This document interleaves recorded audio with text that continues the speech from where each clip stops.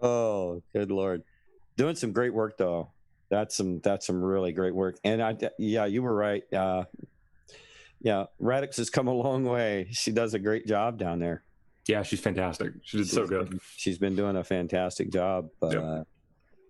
Yeah, and for somebody that was so nervous to seem so comfortable when she's talking to those folks, it really that's huge. All right, come on, D-Live. Pick it up. Let's go. I get the little circle going on here. All right, there we go. Good morning, everybody. Looks like we're live.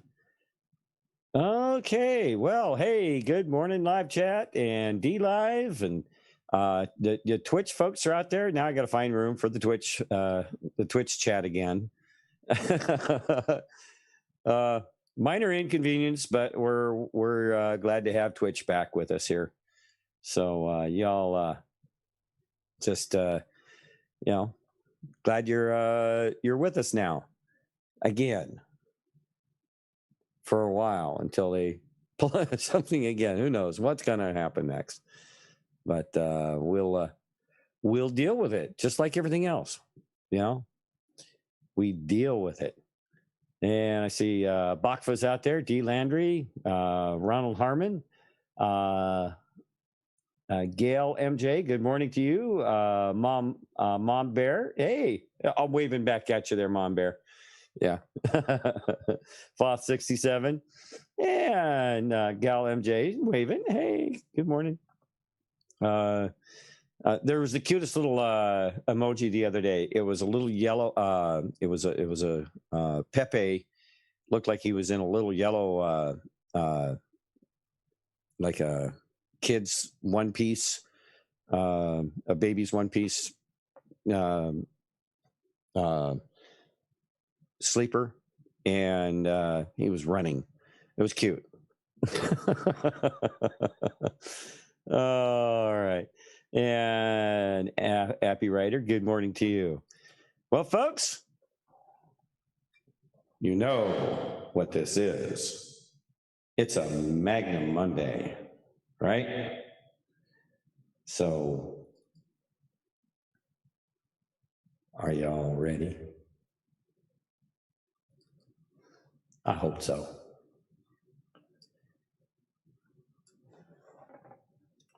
So get your coffee, get your donuts, get your 2 scoops, sprinkles, whatever it is you need, and buckle them up, kids, because you got a Magnum Monday coming at you.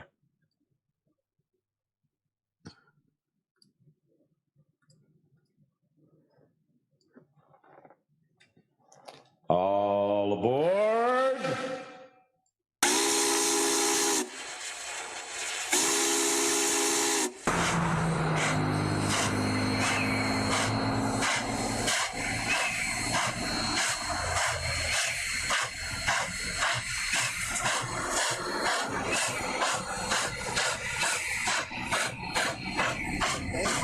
Be the greatest jobs president that God ever created.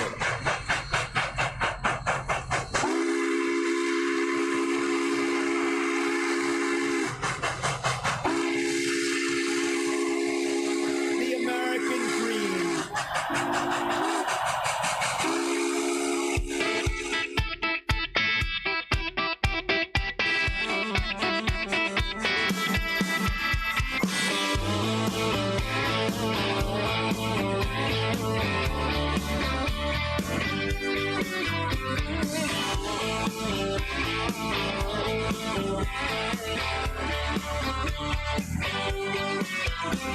No fake news, no more lies.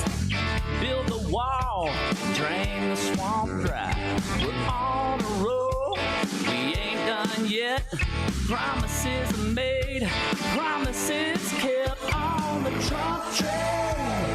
Get on board the Trump train. We need and that's what's happening. It's all happening. It's all the American dream. Headed your way on the Trump train. God bless the The 2020 election is about one thing. What's it about? It's about you. Well, the left says it's free. Take yours away. They run up the bills. We gotta pay. But jobs are coming back. We're picking up steam. God and families. The American dream on the Trump train. Get on board the Trump train. We need more on the Trump train. Heading your way on the Trump train. God bless the USA. We're too far gone forever. Looking back, yeah, we pray to God we never run out of track. Yeah.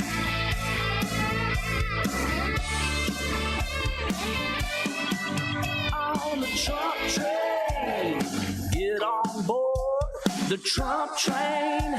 We need for more on the Trump train. Headed your way, Trump train. God bless the USA.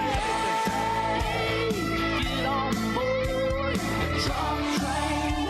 We need for more on the Trump train. Headed your way on the Trump train. God bless the USA.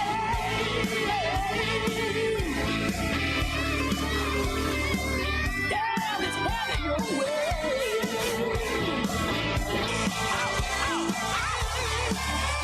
We are making America strong again.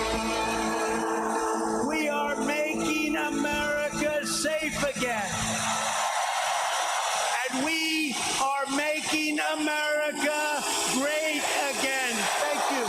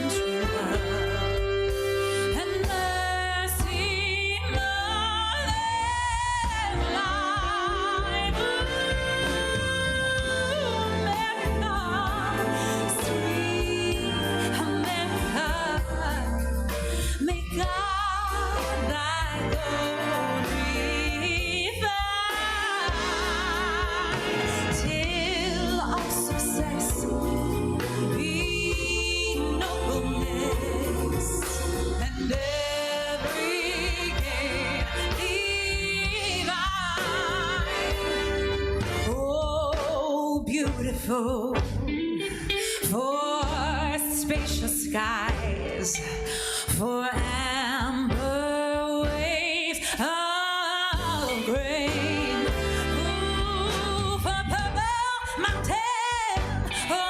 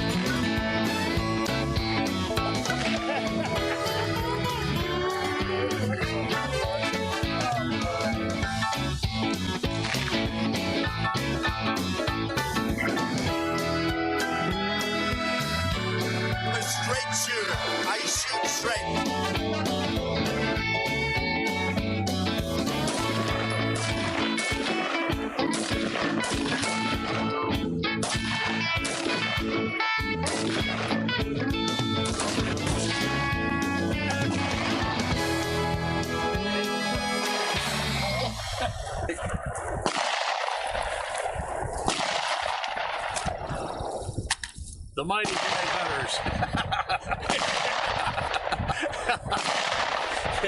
We should hang some antlers on there. Turn it up, Patriots. It's a Magnum Monday.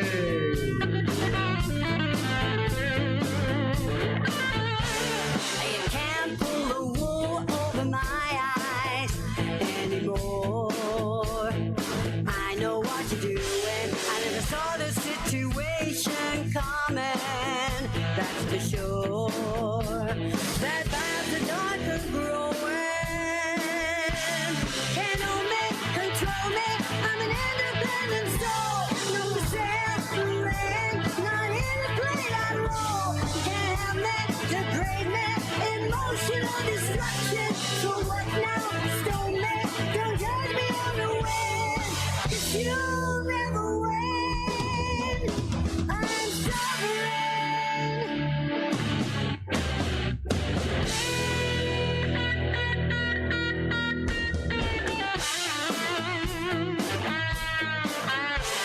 You can't pull the rug under my feet. There's the door.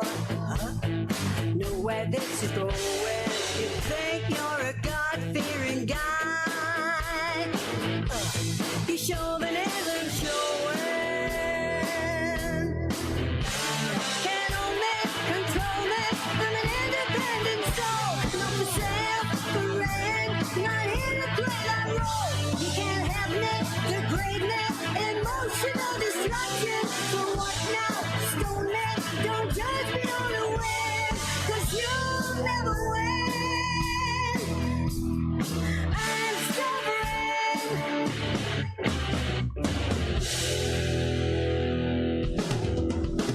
I've been passive for too long. Time to get my armor on. Build myself up strong. Show my inner strength. Take my cool sword of light. Fight for everything that's right in the struggle.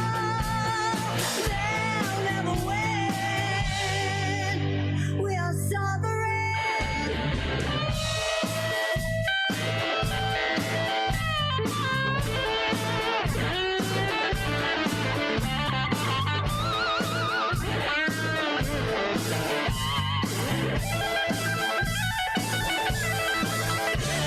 Can't own me, control me. I'm an independent soul. No for sale, for rent. Not in the plate I roll. Can't have me, degrade me. Emotional destruction. So what now? Stone me. Don't judge me on the win. 'Cause you'll never win. I'm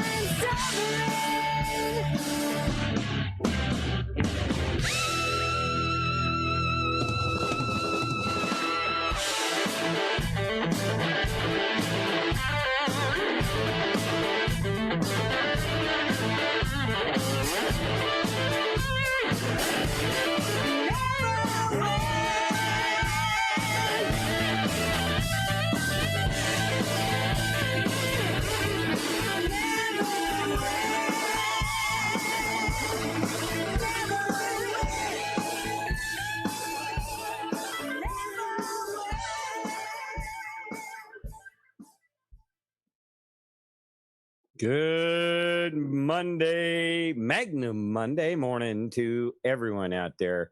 Hope you're all having a really fantastic Monday so far. I know Mondays can be a little weird sometimes, but yeah, you get through them and you find a Tuesday on the other side, then a Wednesday. Whatever. You know how it works. All right, you see that flag flying in that beautiful blue sky there? If you would please. Let's remember why we do this, because of that beautiful flag and the absolutely fantastic country and the people behind that country, what it represents, and the sacrifice that has gone on for over 200 years to keep that flag flying. So if you would please put your hands on your hearts and join me in the Pledge of Allegiance.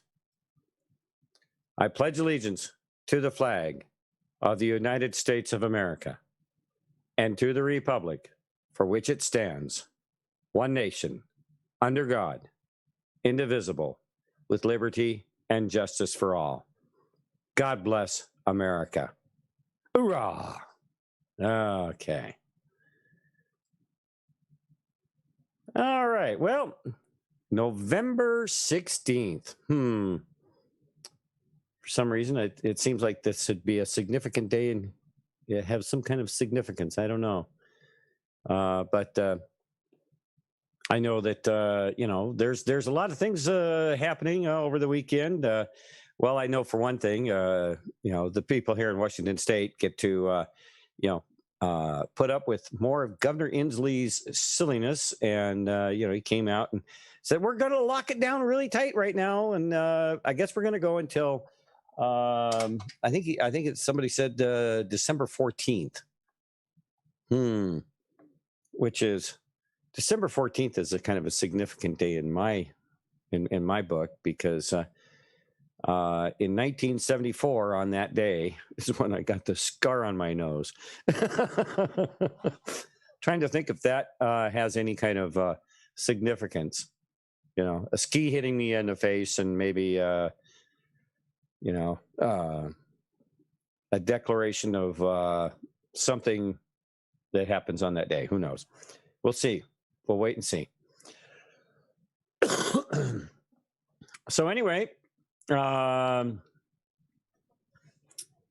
a couple verses out of the Bible here. And again, this is something that was inspired by a friend of mine. Lives over in Montana. It is... and I have the hardest time with this this title in the chapter, this chapter in the Bible, Ecclesiastes. Okay, I'm only going to try it the one time. You know the one I'm talking about. It's chapter 3, though. It says, "To everything there is a season, and a time to every purpose under the heaven, a time to be born, and a time to die, a time to plant, and a time to pluck,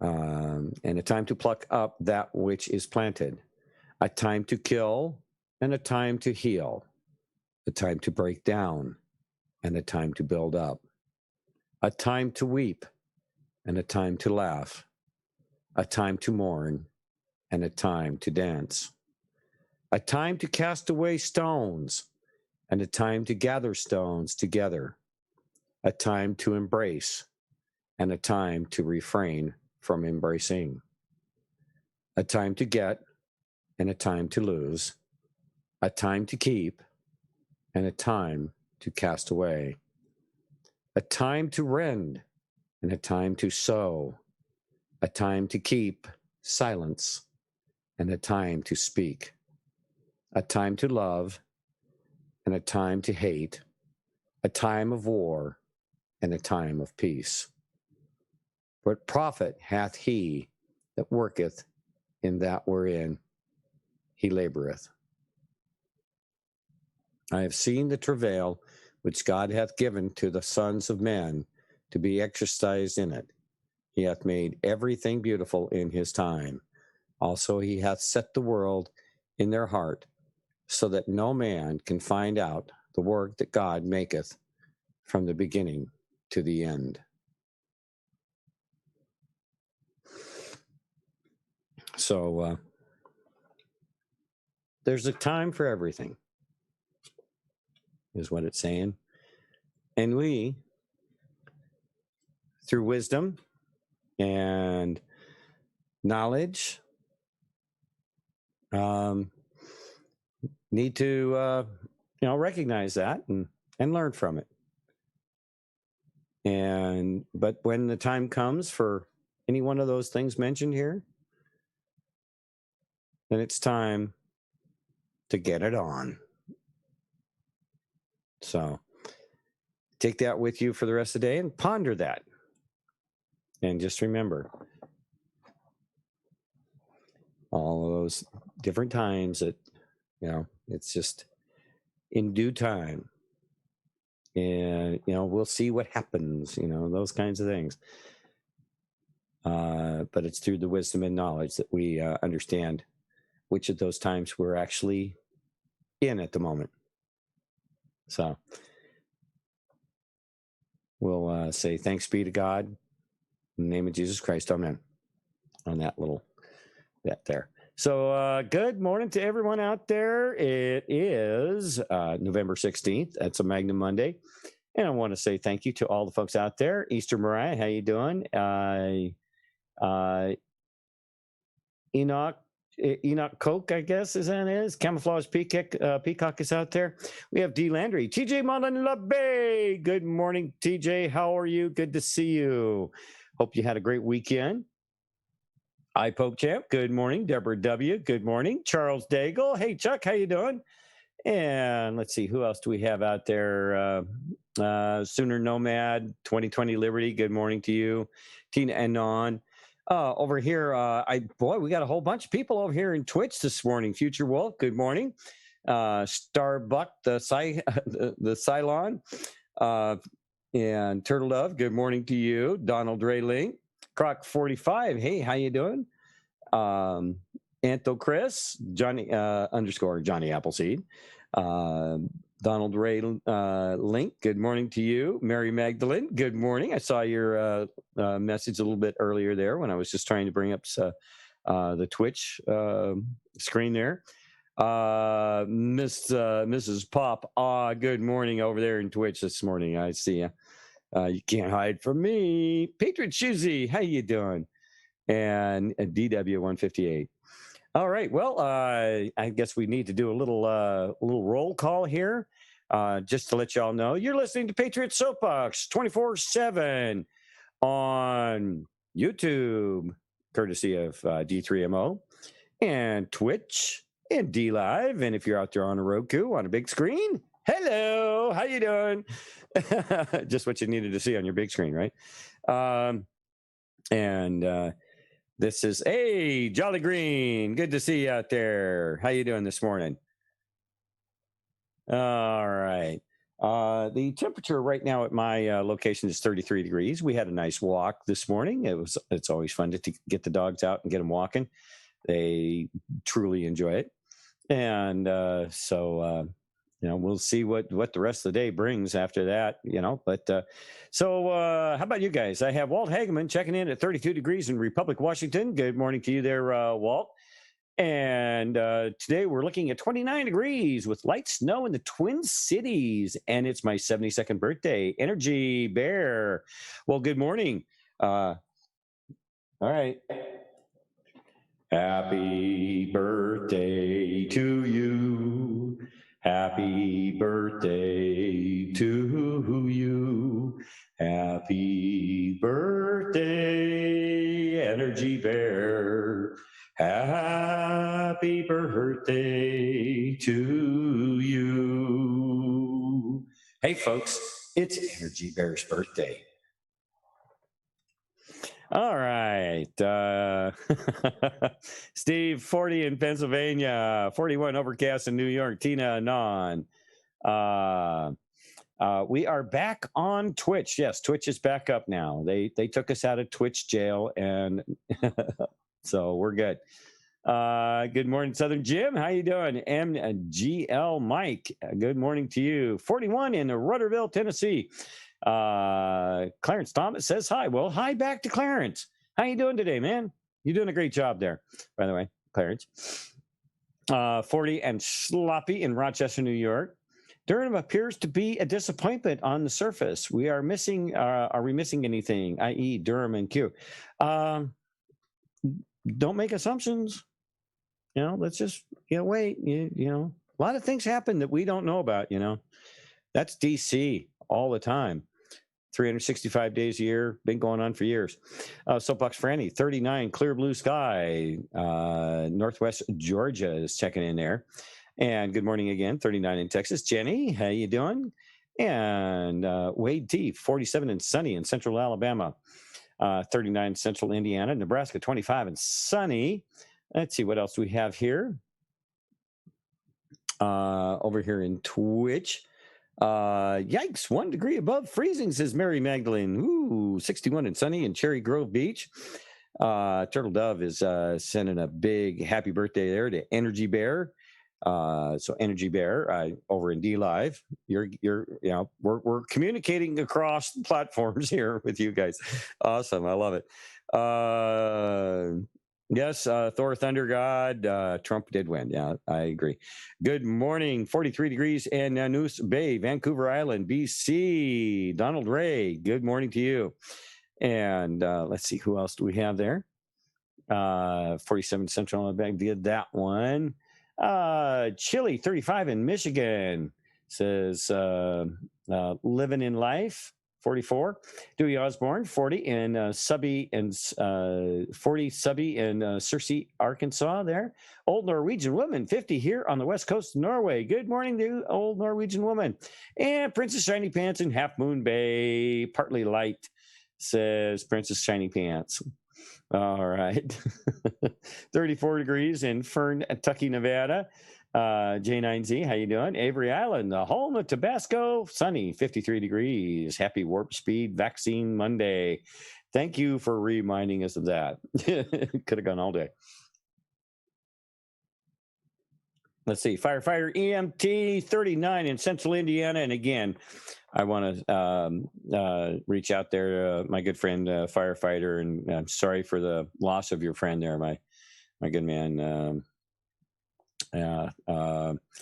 But we're always thankful that you're still with us and hanging in there. So God bless you, man. And Nebraska 25 and sunny is checking in there. Let's see. 24 here in western Wisconsin. Burr fudge. This is Shotzi. All right. 4 inches of leaves on my rock garden this morning, says Sherilyn Solons. Yeah, we had a lot of wind this weekend. So I noticed that a lot of my neighbors who don't have a tree have a lot of leaves. And I have a tree and I don't have a lot of leaves. I don't have a problem with that. 74 in Orlando this morning, considering I've sent out several loads of leaves from my yard already. So, yeah, I do what I can to keep them off the neighbors' lawns. But, what blows there goes there. TJ Mullen, La Bay, 31 in Woodstock, Northern Illinois. At least the sun is shining and the winds have calmed down. 37 degrees here in sunny New Hampshire. D. Landry, 2002. 74 in Orlando this morning. Rule, 2012. Good morning. And let's see, Dearman, 88, 27 degrees in Payne Court. Good morning there, Chuck. How you doing? Mr. Purple Tie, 77 and clear enough to see SpaceX launch from Sebring, Florida last night. That was awesome. I bet it was. Yeah. The only shuttle launch I watched was an early, it was summertime, but it was early evening, just past dusk. I've got to watch a shuttle launch down there in Florida. Man, that was awesome. I was only about 20 miles south of the Cape when that thing took off. And oh man, what a show. Beautiful Camano, 48 degrees on Camano, 57 degrees in Cotopaxi, Colorado. The ground is frozen up here and it's snowing. Northern Minnesota, said Ian and Cope. And booyah. Hey, Judy Morris. Good morning to you, JMO. How you doing? Good to see you this morning. Always great to see old friends. 46 degrees in Mukilteo. Durham's a common, says Rosie for Rivets. Yeah. Cold toilet seat forecast in Bun Circle, Maine. Guess who? Ben Hooter. Good morning, Ben. How you doing? Always good to see you, my friend.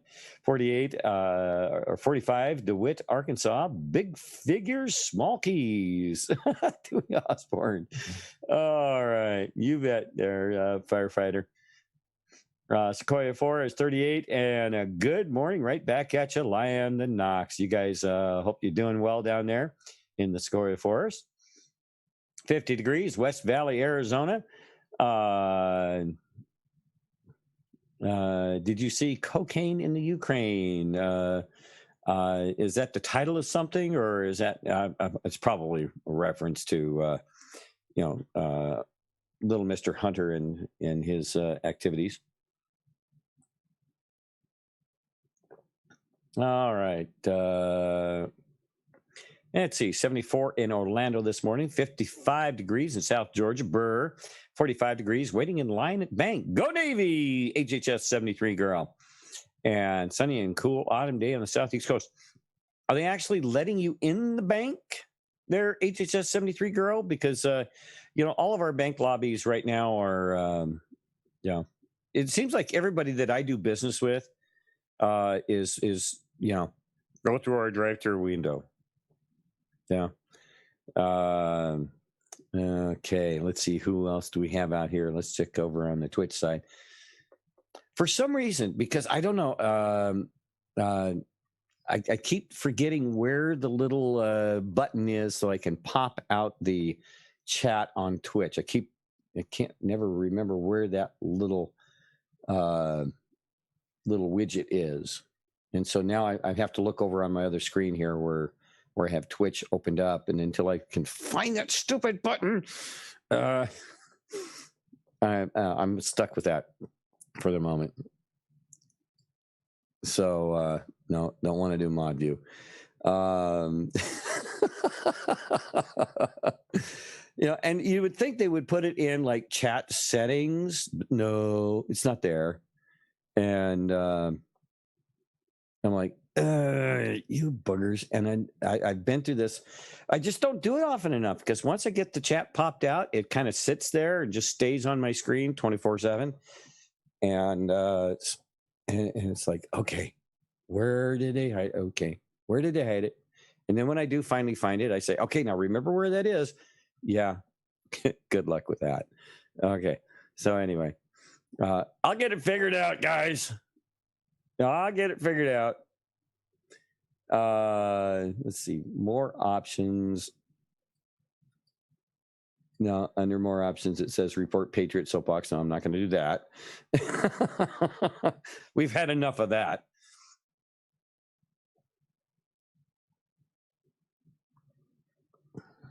Okay, our bank lobbies are locked down in Wisconsin due to crazy Evers lockdown. Yep, same here in Washington. 30 and sunny in Milwaukee, Wisconsin. And let's see, who else do we have out here?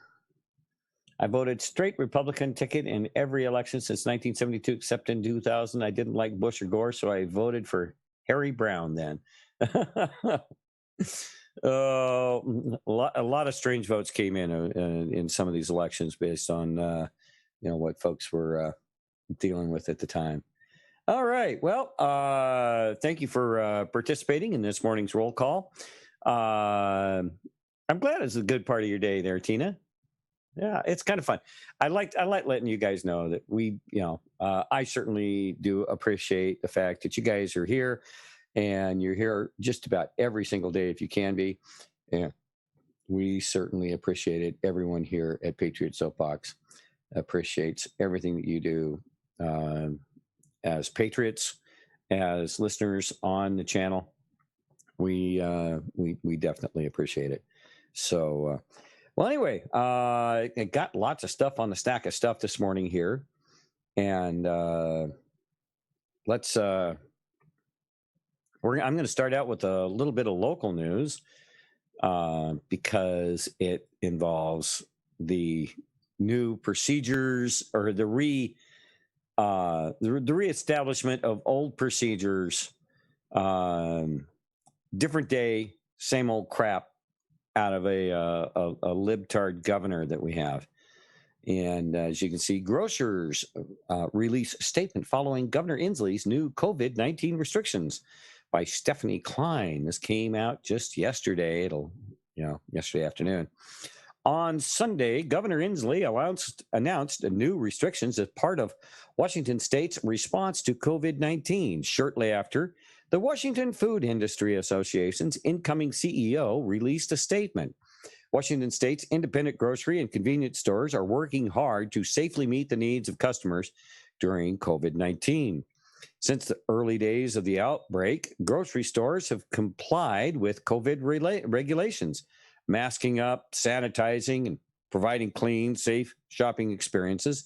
Now our members are asking for your continued patience as local grocers adjust to operating under these new rules during the busiest shopping season of the year, close quote, said Tammy Hetrick. The Washington Food Industry Association, WFIA, represents Washington state's independent grocers and convenience stores. Grocers do not make these regulations, but they are required to enforce them as long as they are still operating under the permission of the great state of Washington's bureaucrats. All right? Keep that in mind.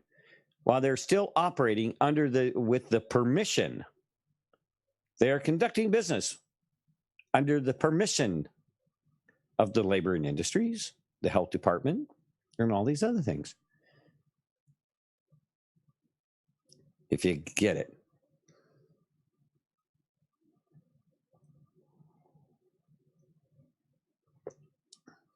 So, let's see.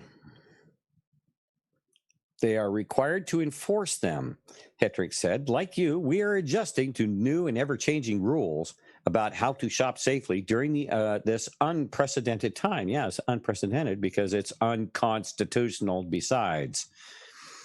Stores are doing their best to innovate and offer safe, convenient services and maintain reasonable access. Shoppers, please do not take your frustrations out on store employees who are just doing their jobs.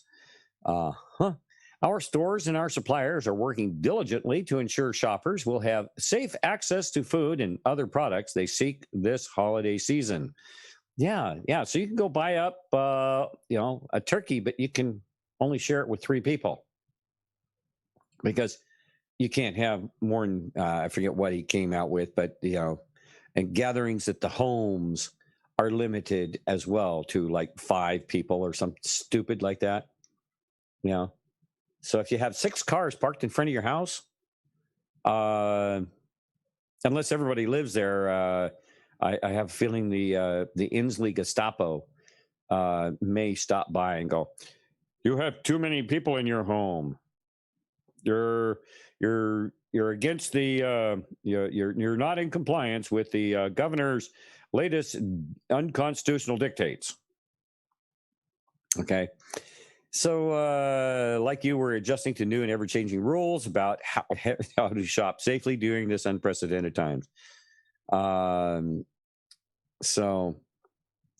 Safety remains the top priority of our stores, their employees, and the shopping public. We must continue to work together and help one another if we are to put an end to this pandemic and begin the road back to normalcy. Why don't we just be normal anyway? Why don't we just go back to normal now? I'm good with that. How about you guys? You good with just taking it back to normal? I mean, this so-called pandemic is a bunch of BS. They have not been able to prove a thing. There's no, has anybody actually shown you? Do we have an electron microscope view of this nefarious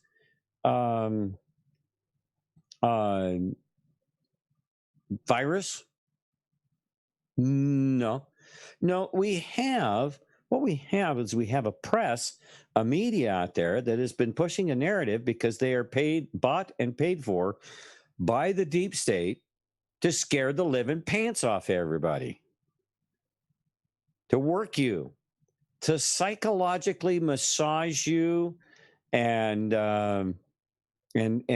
keep you in a tizzy. That's pretty much what it's all about.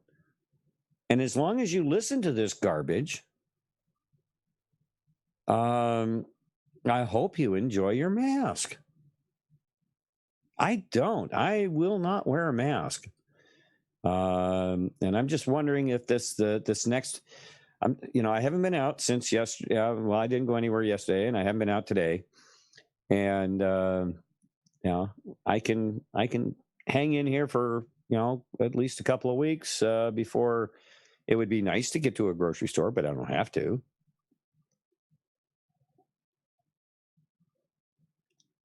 But if we're going to be sitting here for 30 days, it'll get interesting.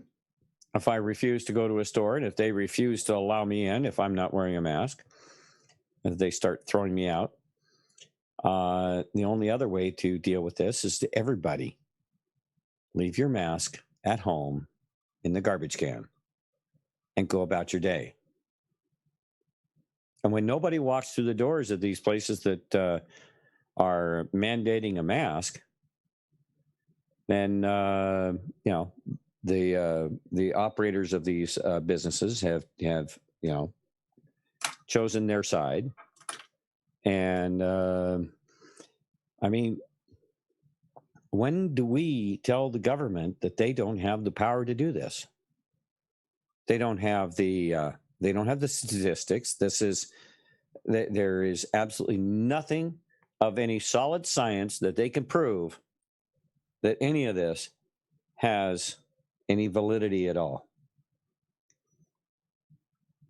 We have a lot of people lying, cheating, and stealing in the form of misrepresenting deaths and all of that stuff. All right. So anyway, that's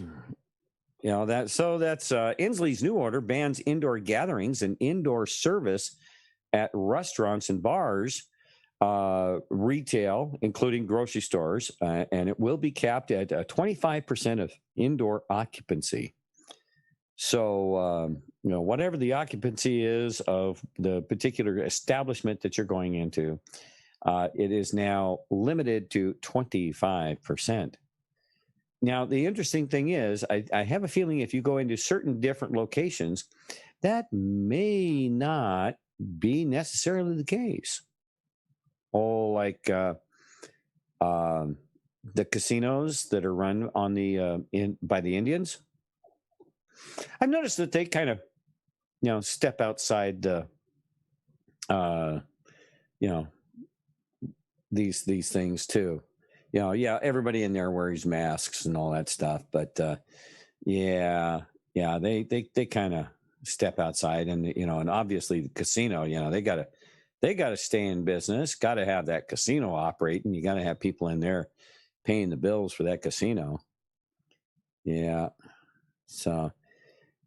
Yeah, just more silliness, more ridiculousness. So we'll get you a link to that article there if you're in Washington State. That might be of particular interest to you.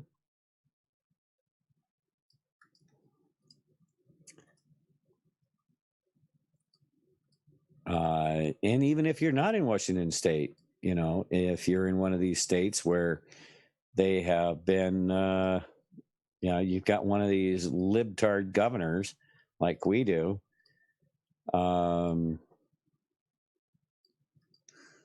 Then you may be dealing with something of a very similar nature. Yeah. All righty. Let's see here. I'm going to drop my chat here for a moment. And okay. And I want to say good morning to Age of Accountability. He's hanging in here with me this morning. Good morning. How are you doing today? Good morning, Thumper. Good morning, chat. If you're new to the show, chat, please drop a 1 into the end of the chat, and we'd like to welcome you to the Magnum edition. I yesterday went to base, Thumper, and the line was, there was like 15 people behind me in a line to purchase weapons. There was a gentleman beside me who bought $4,000 worth of weapons, and you couldn't get any caliber of any ammunition where I'm at down here in Virginia. So one guy behind me, and there's 14 other people behind him, and as fast as they can unpack a box and put a rifle up on the rack, another person would come and take that rifle down, and it would be sold. It was really amazing. I was really shocked to see that kind of purchasing going on, because that's on base, right? I can't imagine what it's been out like in the public now. But yeah, you can't get any caliber of any round of any kind here in Virginia right now, at least where I'm at. I haven't gone further north for a while, but I thought you and chat did you find say that that was interesting. Did you say that was on base? That was on base. That was on base. On base, Wow. and they let him buy $4,000 worth of weapons. That is just. Is that crazy? That is wild. You couldn't even get any pellet guns. They were sold out of pellet guns, rifles and pistols. Man. And they don't know when they're going to get ammunition back in at all. That is just. Isn't that astounding? It really is because. Yeah, you that's got to be just Yeah, as long as you man. have your conceal and carry in Virginia, you can buy as many weapons pretty much that you want to, as far as I know. I know Yeah. the governor's tried to curtail everything and make it as tough as possible to buy any weapons. But as long as you got your conceal and carry, you can buy more than one handgun. He was mainly buying rifles, right, Mhm. of various types and sizes. And I think that was one of the reasons why he was able to do it, because I think he only bought one or two handguns when he was there.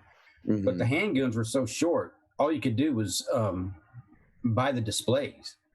And I got my 380 with the laser sights, and I literally had to take the one out of the display case. It was all they had left.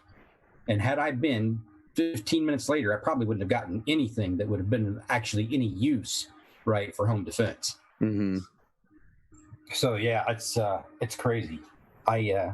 I found that very interesting, and I thought you in the chat would find it interesting. And chat, if you are thinking about buying a weapon, please go get your training first. Please be trained like me and Thumper, and take that extra time to train yourself. And the reason I say that is I have a very close friend who went to visit over the weekend, and when I got to his house, he was showing me his new weapon, and he got himself a 9mm.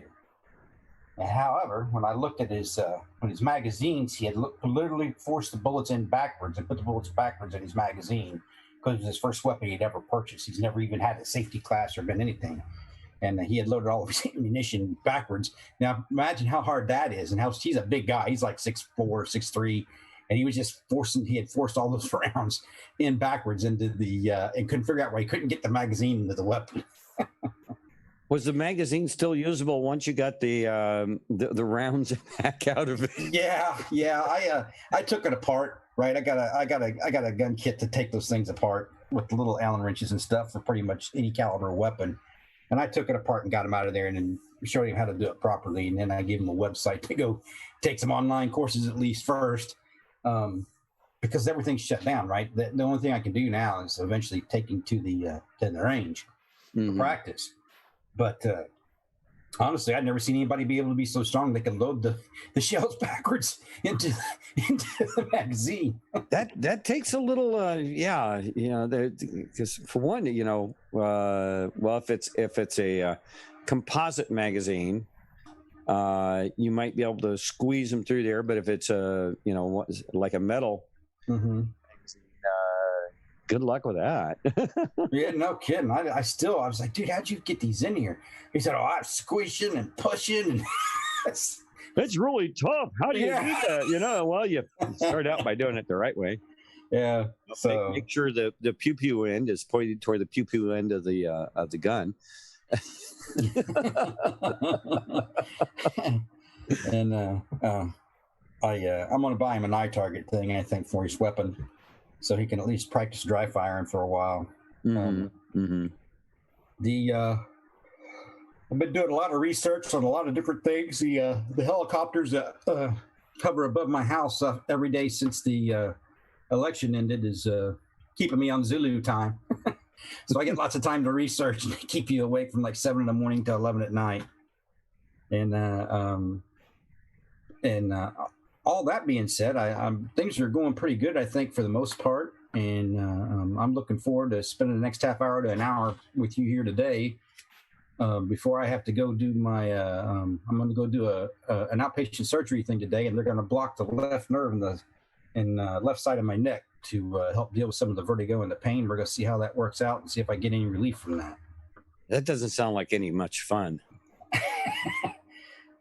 anything sounds like more fun than where I've been. You know what I mean? Yeah, To be able to yeah, sit I hear here- you. It's all I can do to sit here for an hour or half an hour or 20 minutes sometimes and participate on the shows with everybody because of it. So I'm hoping to get some relief and get a little bit better quality of life. Yeah, yeah, I hear it. All right. Well, let's see. I've got some more stories here. Let's dive into a few of these. Let's see here. While you were chit-chatting, I was trying to figure out how to pop out my Twitch chat, and I still haven't found the magic button. Dang it! And I'm clicking all the little gears and all the little different places that I you supposedly can get,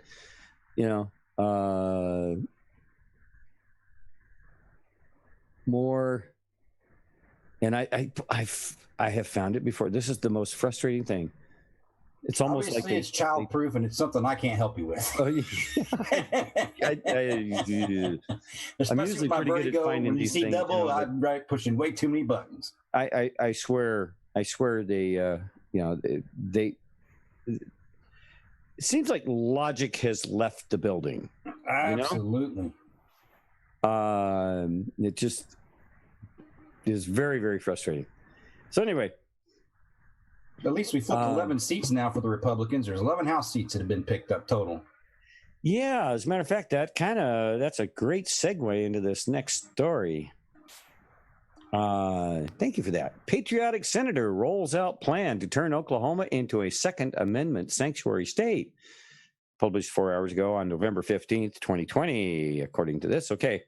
A number of Republican elected officials are crafting legislation to stave off potential gun grabs under a potential Biden administration. The presumptive president-elect, Joe Biden, good luck with that, has a long track record of supporting gun control while he was the senator of Delaware. For example, Biden helped pass the 1990 Gun-Free School Zones Act. Yeah, basically creating killing zones. Gun-free killing zones for those who want to go in and shoot up a school. Thank you, Joe Biden, Mr. School Zone shooting proponent himself. Yeah. And the 1994 assault weapons ban. Oh, yes. Joe is notorious for, standing up to strip you of your gun rights. All right. Under his administration, Biden would continue his gun-grabbing crusade. News 9 listed off some of Biden's anti-gun plan. However, one Oklahoma state senator, is ready to challenge any kind of federal gun control action. Senator Nathan Dam revealed he's working on legislation that would turn Oklahoma into a Second Amendment sanctuary. You know what? The Second Amendment is the sanctuary that you have.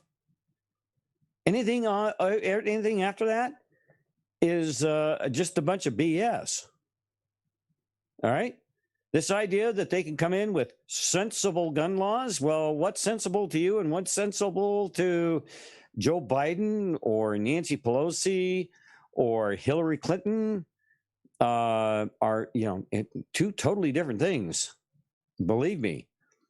And if you enjoy your freedom and if you enjoy American traditions and things like that, these people are totally antithetical to that, meaning that those cities, those states, those counties that enact this will not implement any unconstitutional gun control measures, close quote, Dom commented. In addition, Dom said he is flirting with the idea of including language that would keep police from carrying out gun control measures, end quote. A lot of how the feds try to implement these things is through local law enforcement, whether it's county sheriffs, local police departments, and then try to attach funding to that to force those cities and counties to do that. So what we could do is make sure that those cities and counties don't accept any federal funding to implement any gun control measures, close quote, he remarked. Keep in mind, that this whole lockdown thing, and the lack of tax income from retail sales and businesses and things like that, as they continue to work to shut down the country in these states like Washington State. That's one of the things they're putting the pressure on the governments, your local governments and things like that, in order to raise taxes to offset the lack of income because of their own freaking decisions to shut down your cities and your counties, and restricting your ability to go out and move about the city, the county, the countryside, whatever. Yeah.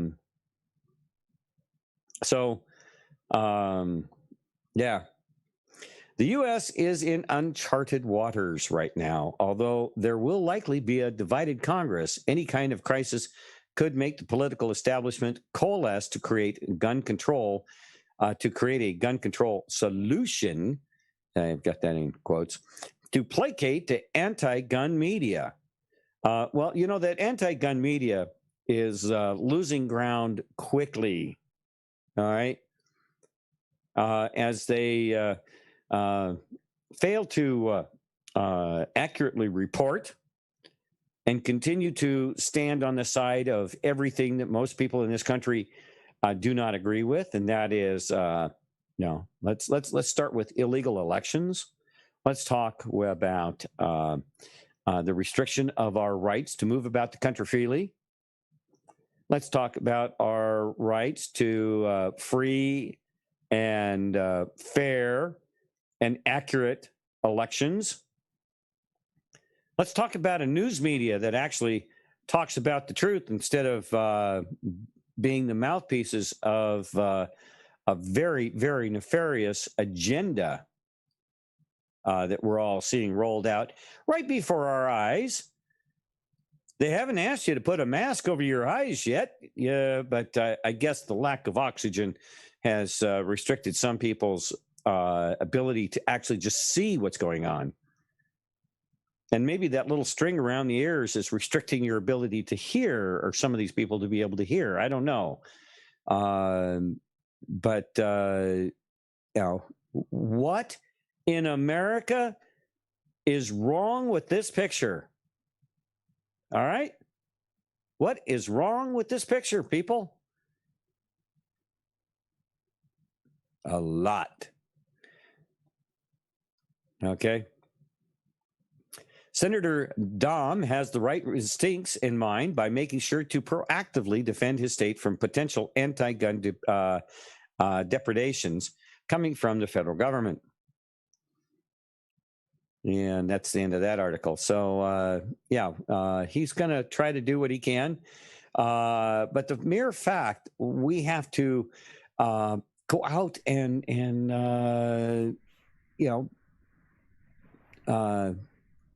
do things that our Constitution has already done it for us. All we have to do is follow the damn thing. But they've gotten us so far off the track of the Constitution that they keep, we don't need to write anything else into it. We just need to go back and go, hello, right here, shall not be infringed. Pretty simple. But if we go back to there, you know what that means? That means that all this other crap has to go away too.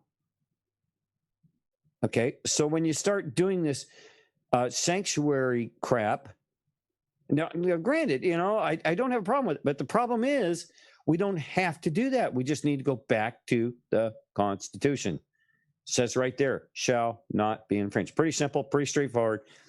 It doesn't need any additional legislation. One thing I've pointed out over the years of the you go back and you look at the first 13 or 14 amendments to the Constitution. All right. Very, very simply written, short paragraphs. I'm not sure what the longest one is, but I believe the Second Amendment is 28 words, 26 or 28 words. I can't remember specifically. a well-regulated militia is necessary for the to maintain a free state. Therefore, the right to keep and bear arms shall not be infringed, I think is about as close as I can get to it right off the top of my head. Being necessary to a free state. So, yeah. So, anyway, yeah, we don't need this additional BS in order to protect something that is already guaranteed to us, not only in the Constitution, but the Constitution basically says these are inalienable rights. These rights come to us. They are natural. We were just, by stating that in the Constitution, we are just stating a given. Also, the other aspect of this is that the Second Amendment is in protection of this nation from both domestic, foreign and domestic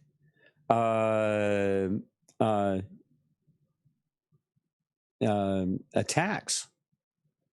Well, right now we are dealing, and we have been dealing with, a very slow and nefarious infiltration and in many cases treasonous attack on the founding documents of our country, and nobody's really called it out for it. And I think that it's time. It's high time that we actually get out there and start calling it what it is, and that is treason. And that's one of the things I really like about Donald Trump, because he actually has come out and said, "Oh, this is treason. These people have committed treason against this country." Absolutely. So now I understand that Age of Accountability has something he'd like to share with you folks. And sir, what you got? I put together a small presentation while I was doing research, since the helicopters have been keeping me awake all week. That kind of talks about the future and some of the different things that are going on and what I think is going to happen. And I hope chat enjoys it. I'm going to start out right now doing the, hold on, let me get this out of the window out here. Can you see it okay, Thumper? Daily motivation, truth reading. Perfect. Awesome. All right. I'm going to read this. I like this saying. I think it's important. In my study of the communist societies, I came to the conclusion that the purpose of the communist propaganda was not to persuade or convince, not to inform, but to humiliate.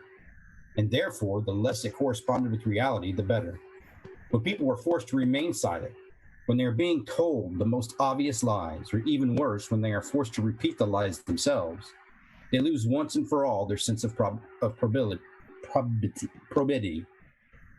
To assent to the obvious lies in some small way is to become evil oneself. One standing to resist anything is thus eroded and even destroyed. A society of emasculated liars is easy to control. I think if you examine political correctness, it has the same effect and is tended to. Theodore Rumpel.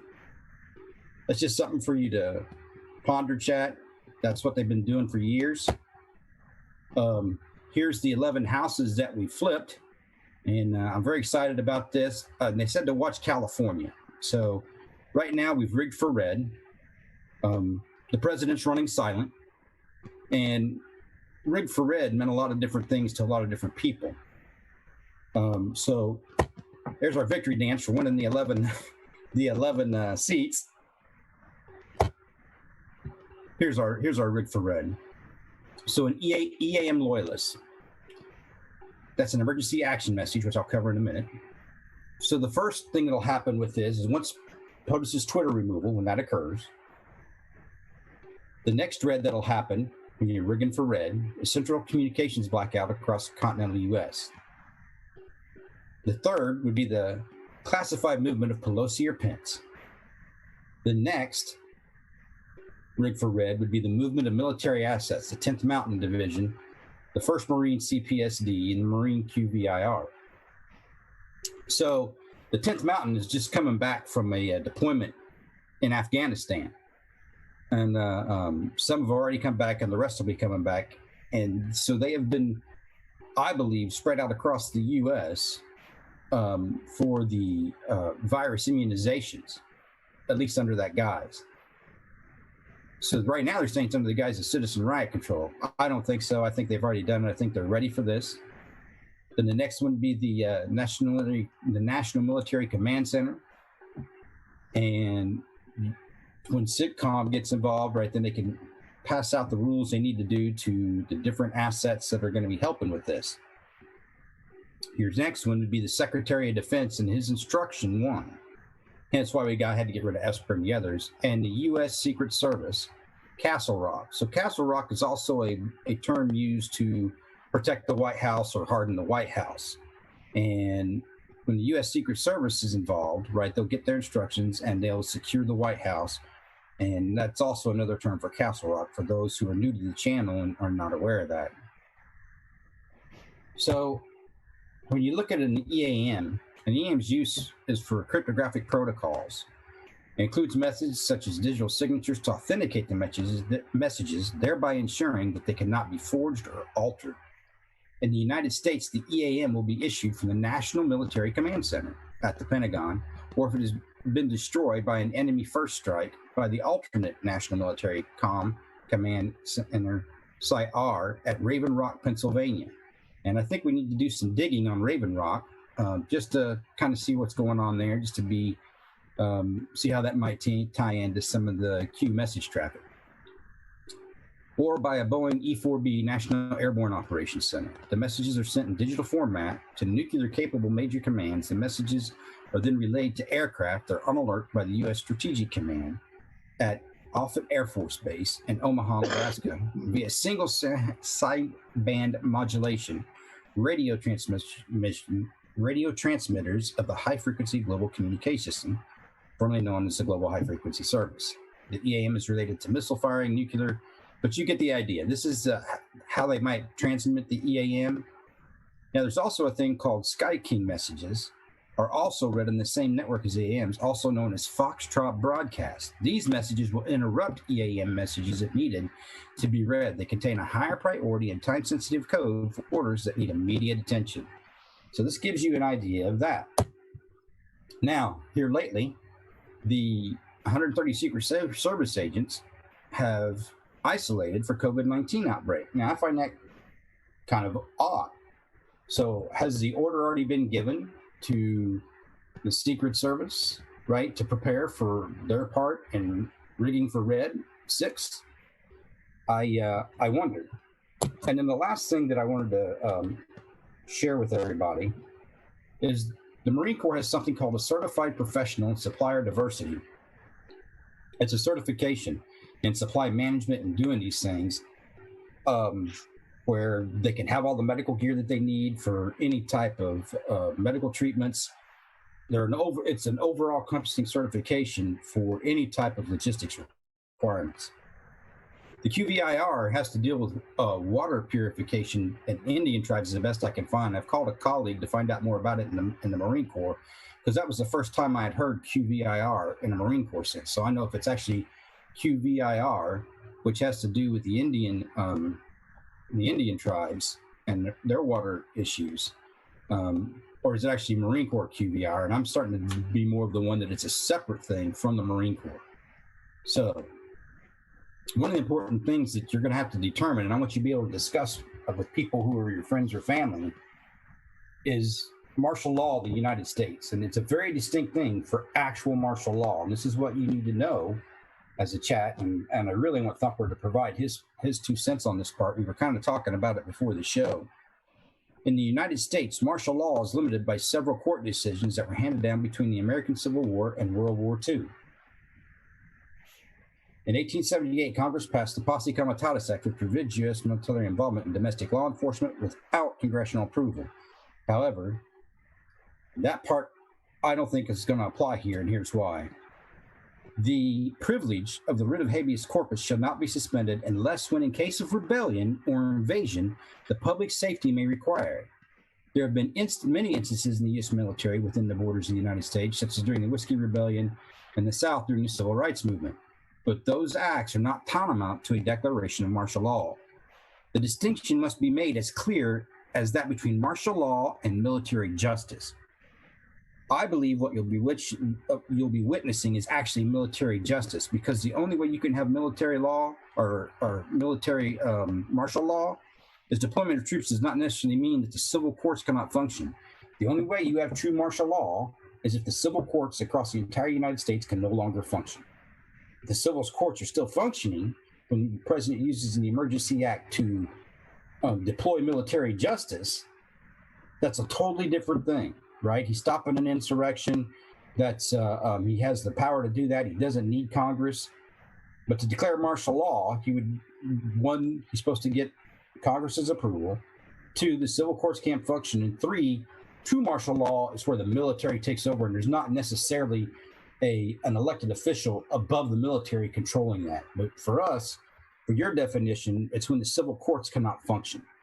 And I wanted to make that distinction. So if you have to defend this, when the president does go about with the Emergency Declaration Act, he already declared in 2017, 2018, to round these dirtbags up, you'll be able to speak to that and defend it and say, no, it's military justice. So what's military justice? Military justice or military law is a body of laws and procedures governing members of the armed forces. Now think about this. It's not just the armed forces now. The president has updated the Uniform Code of Military Justice to treat civilians who receive a government paycheck the same way as the military would be treated. They no longer fall under civil jurisdiction. So that way, he doesn't have to turn off the civil courts to do this, because they already fall under the updated UCNJ legal manual that he updated last year, January or January before last. I can't remember which. Military justice is distinct from martial law, which is the imposition of military authority on a civilian population as a substitute for civil authority, and is often declared in times of emergency, war, or civil unrest. Most countries restrict when and in what manner martial law may be declared and enforced. So I wanted you to be aware of that, chat. What you're going to see is military justice, I believe. And Thumper, I'm really looking forward to your comments on this and what you think about that. And I'll drop the presentation into the Zoom chat so you can share it with everybody. But I thought it was an interesting thing to sit there and read that and go through those. I hadn't really noticed the different things for the queue message traffic for 4414 that talk about rigging for red and all these different things. So I'm ready for your comments if you're ready, and I will of course put this into the Zoom chat so you can share it in chat. You bet. Yeah. Well, I was over getting coffee, but I was listening, and yeah. And as we were discussing before the show, or before we went live this morning on the show, the whole idea of just to what extent you can have a limited declaration of martial law. It can be the whole country, or it can be portions of the country where they can declare martial law. Now, where you've declared martial law, I believe that it all crimes, all legal actions are therefore under the Uniform of Code of Military Justice, and it is handled by military courts. And so, depending on the extent of the declaration of martial law, would depend on how infractions and certain judicial proceedings would be carried out. Hey, Tone Capone, good morning. So now, right now, I believe we are under a declaration of national emergency, and that provides certain actions by the president to do certain things, but I don't. It doesn't suspend your regular judicial court proceedings. What it does do, it specifically talks to the election, and it says anybody that participated either in support of or any direct participation, they automatically fall under the new UCMJ rules based on that, and they fall under that emergency act. At least I believe that from my legal training and the different things I've participated in over the years. So they've already been, he's got the evidence that they tried to steal the election. So now they're enemy combatants. They're no longer allowed to be U.S. citizens. I believe that's how they would be labeled. Yeah, they would be labeled as traitors, insurrectionists. Exactly. And of that nature, which places them under the military court system and military judicial law, which is all spelled out in the UCMJ. Yep, especially the new updates that he's put in there. And the reason I bring this up is his genius. He was prepared. He's figured out how to circumvent Congress, how not to declare martial law, how to keep it an emergency act, how to make it military justice, right? So people can't come back and say, oh, he's acting like a dictator, right? The first time they say it, anybody in chat now can defend that, say, no, that's not martial law. He's not. Our civilian courts are still active. Those people are traitors and insurrectionists, and they're going to be picked up, and they're going to be handled by the UCMJ, Uniform Code of Military Justice. He's not a dictator. He's just protecting the country and protecting our Constitution like he's required to do under the Constitution's rules and laws. And I just thought it was interesting. And man, what a genius he is to have thought all this out and prepared for it all along the way the entire time and get these nuances just right. I mean, that's really amazing to me from a tactical standpoint of how well he's insulated not just himself, but the American people, right? And to get them ready for the truth. Well, time is running down because the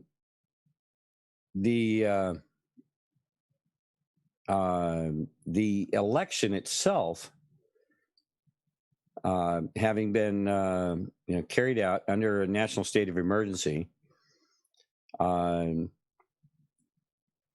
pretty sure they knew what was coming, and he's going to have to take it right up to,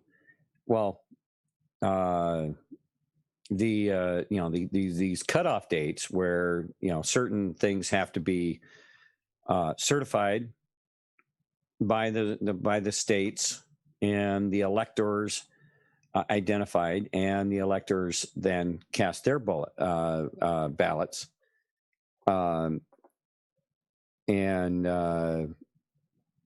So in the meantime, we've got this shit show, excuse my French, but of all of these different states who have decided that they will completely just continue to steamroll over what has always been a system of voting and confirmation. The election observers, I still can't figure out how it is that the Democrats got in charge of counting ballots, and the Republicans sat back and said, "Yeah, I think that's a good idea." I'd like to think, however, that situation came to be needs to be gone back and looked at, and a few people that may still be with us deserve to have their asses kicked. Absolutely. I can't believe they just let them do that to him, right? If they're locking you out, you go get law enforcement. If you can't get law enforcement, you call some friends in the National Guard or the sheriff's office, because the sheriff has more power than anybody else in any city, and let them know what they're doing. If they don't act, then you start signing the affidavits like they're doing now. And I think this will end up working out to our benefit. But I agree. The fact that they let them count over 600,000 ballots and just stayed outside, right, to let them do it is just beyond me. What you want to do is you want to create an issue. You want it to be 6 o'clock news. You tried to break in and stop them from doing illegal stuff, no matter how they present it. But at least you could stop the illegal vote counting from going on, no matter how you did that. Mm-hmm. You don't want to create a situation where it's pure violence, but you do want to defend yourself and defend the Constitution and defend the vote, right? Mm-hmm. And it's astounding to me that they stood aside in Pennsylvania and other places and let them lock them out. There's reasons why we make sledgehammers, right? It's to go in and say, oh, no, right? And they just don't have they have the right people leading some of these counting teams. So that means us as former veterans, we need to get more involved in the counting process and, starting making sure there's armed guards in there to count and make sure that things counted properly, so Democrats can't do this kind of nonsense. And I tweeted yesterday to the president that, right, the 1960s were the Democrats' age of Aquarius, but the 2020s will be the Republican Patriots' age of accountability. Really fun to think that there could be a radical sorry about that. That's okay. I'm still trying to get my my Twitch pop out to pop out. No problem. This is so freaking annoying. If anybody out there in chat knows how to get your Twitch, I'm clicking. I know that they made some changes here, and it appears that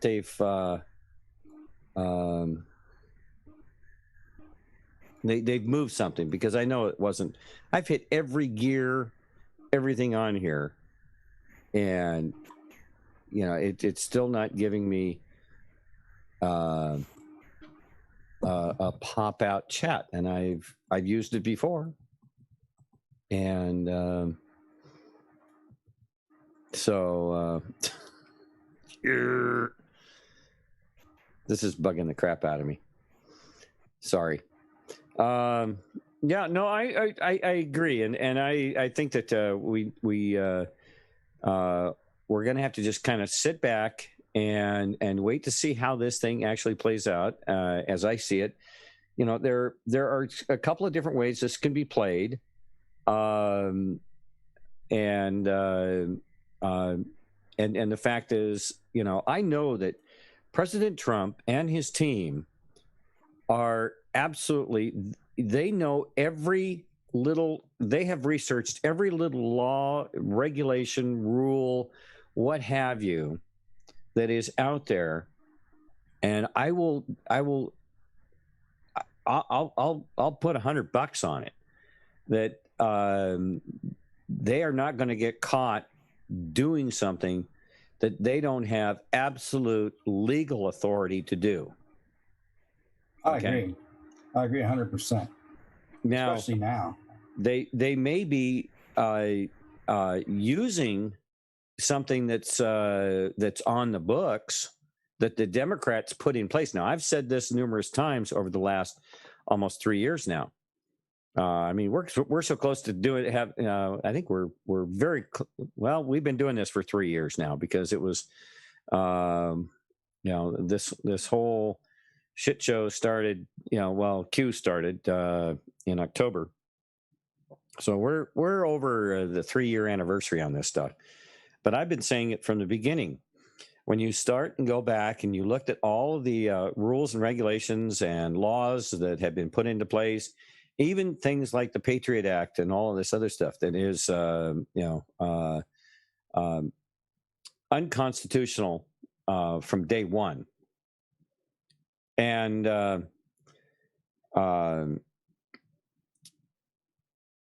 President Trump can lawfully or legally, use the laws and the regulations that the Democrats have been putting in place in order to wrap us up. Okay. But just like anything else, okay, a rule or a regulation, one of the reasons why we stick so closely to our Constitution is because the Constitution was doing everything in an effort to keep laws from being placed on the books that were unconstitutional on the basis of it. And as long as we stayed true to the Constitution, we wouldn't have a problem. However, once we started sidestepping the Constitution in many different ways, we got to a situation where it depends, just like a firearm, depending on whose hands it's in, determines whether it's being used for the right purposes or the wrong purposes. Okay. And the Constitution was designed in such a way that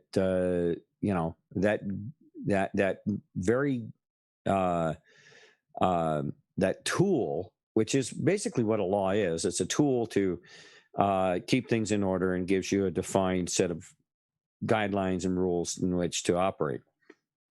However, they were writing these things so that they could, go, well, look over here. We have legal authority to do this. It's right here. We passed this law 30 years ago. And, you've never used it. Well, now is the time that we've had decided to use it.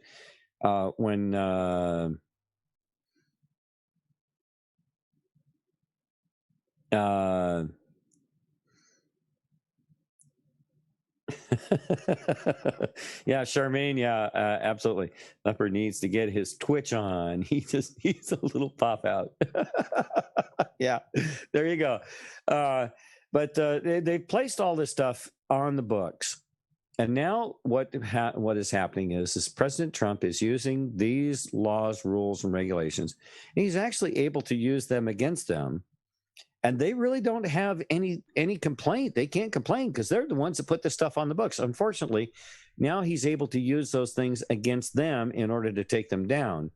And the appropriate thing, once this all gets taken care of, is to remove those nefariously placed rules, laws, and regulations, so that you get back to what the original constraints of the Constitution were designed for, and that was to prevent these kinds of rules, laws, regulations, and heavy-handed tyrannical moves are prohibited, and then re-educate the public to understand, so they can recognize these things and call them out for what they are, and then go through the proper procedures by also making sure that our courts are manned up by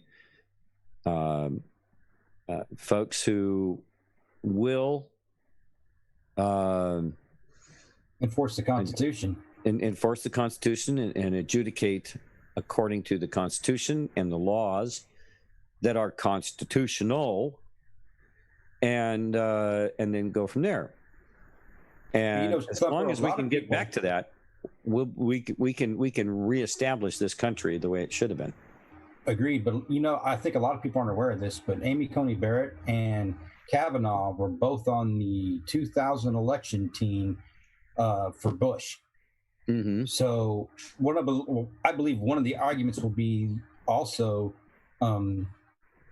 the Equal Rights Protection Clause that Gore tried to use back then, except here it'll actually apply. You have real proof of real voter fraud.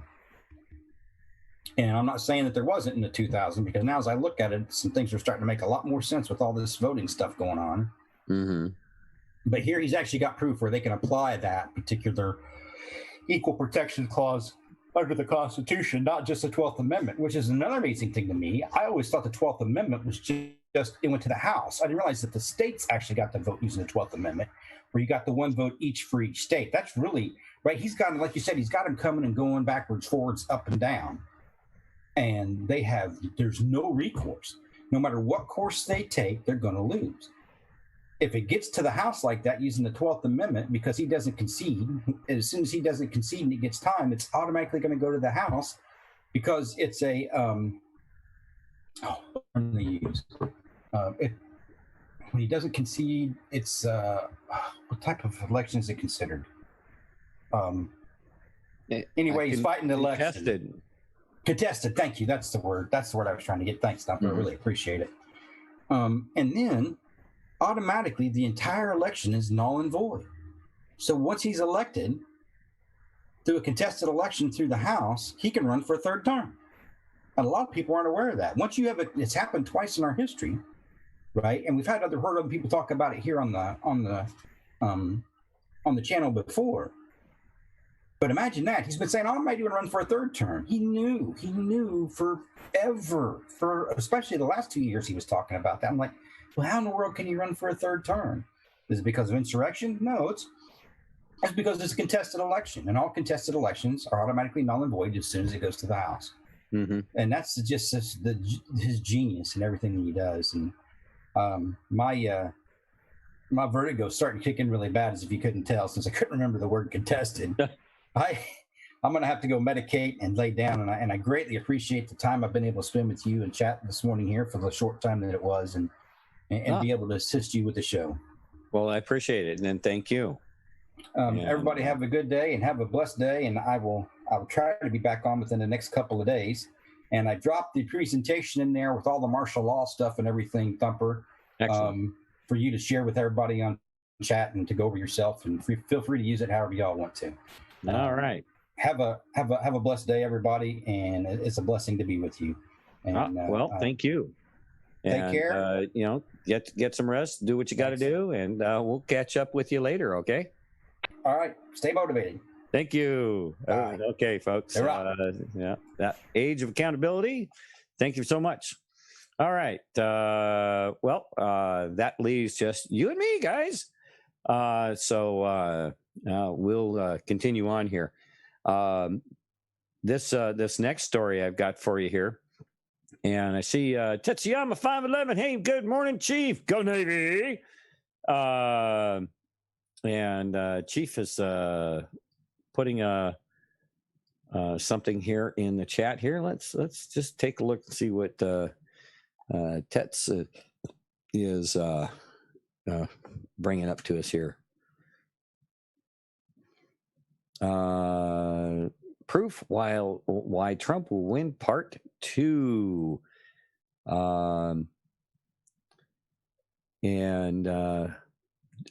Chief, any idea whether or not we've got okie dokie to play this? It's proof why Trump will win part 2.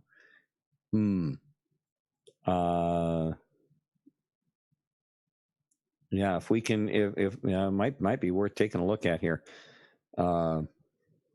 So I'll wait for your answer on that, Chief, if you have any idea. But looks like a very interesting piece there. If nothing else, then you guys check on it. You go look at that. In the meantime, I'll go with something I know I can cover here. And this next story is from Breitbart News. And it's pollsters failed to detect Trump support from educated whites. Really? The biggest group of shy Trump voters of the 2020 election voters who concealed their intention from pollsters was educated white voters working in white-collar jobs, according to a post-election analysis conducted by political scientist Eric Kaufman. Let me put the reader on this. I get tired of all these commercials and all this other crap. Okay, there we go. In 2016, it was Trump's support for the Rust Belt, predominantly from white voters without college degrees. That was underestimated. This was particularly true due to the lack of polling in states like Michigan and Wisconsin that flipped for Trump in that election after decades as deep blue Democrat states. This time, however, it was white voters with college degrees that the polls failed to detect. Maybe those voters, I don't like to tell voters. I don't like to tell them. I don't tell them.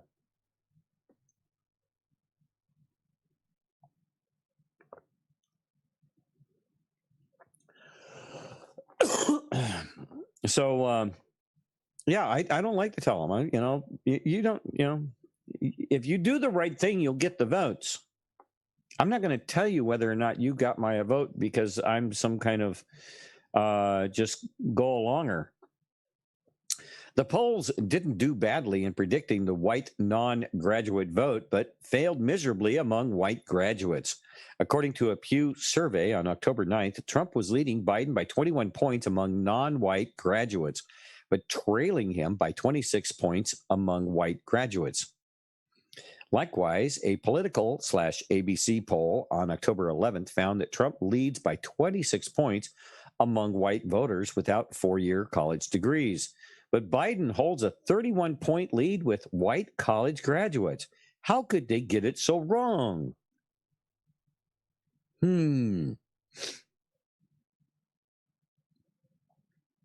Yeah, how could they get it so wrong? The exit polls, however, show that Trump ran even among white college graduates, 49-49, and even had an edge among white female graduates of 50-49. This puts pre-election surveys out by a whopping 26 to 31 points among white graduates. Meaning he was way out there in front. Yeah. How could, and they had to have they had to have been, maybe the panic that Q kept talking about is that in order for them to actually pull this off, they had to cheat at such an incredible level by any means necessary. They had to pull out all the stops. They just had to, they ran a Hail Mary on this. They absolutely ran a Hail Mary on this.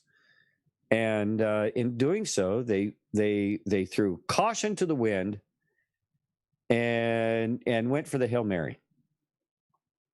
And it didn't work out.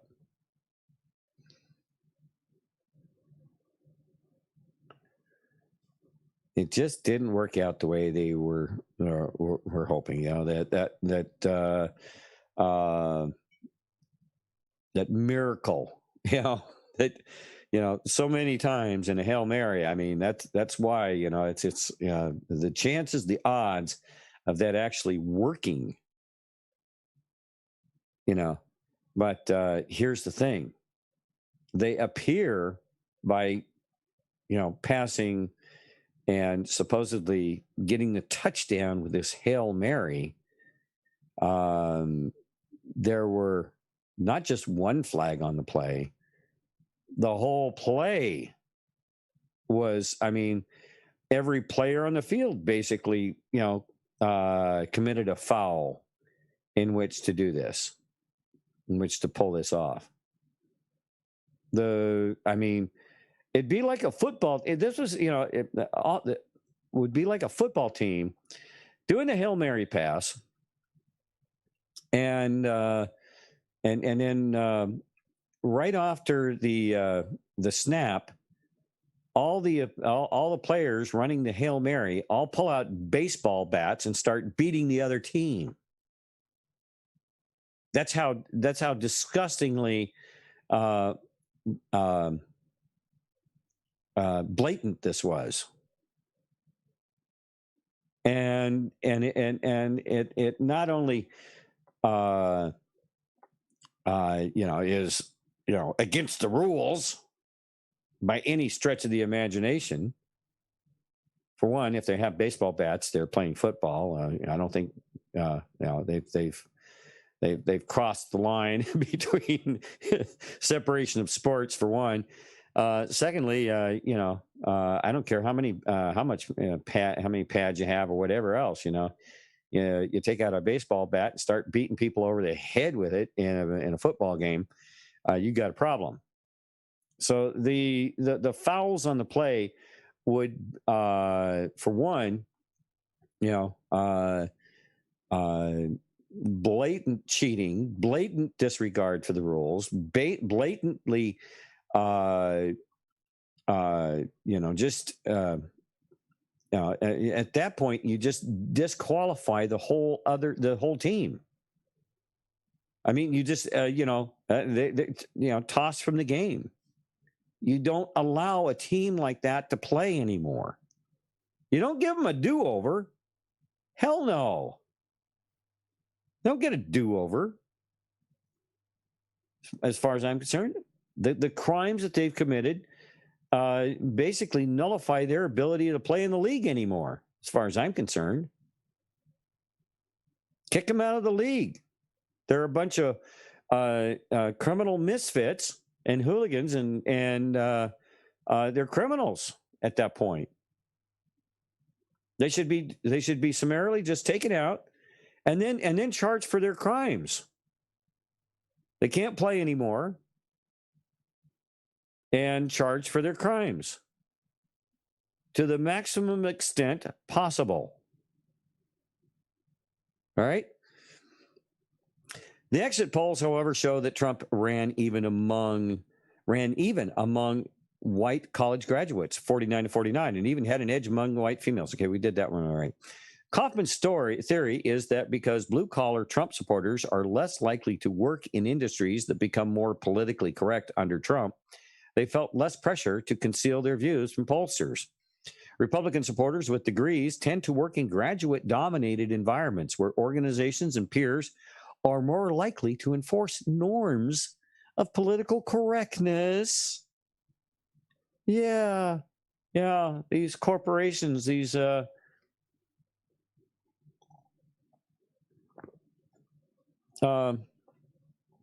no, it's when the referees bring out the baseball bats, half right.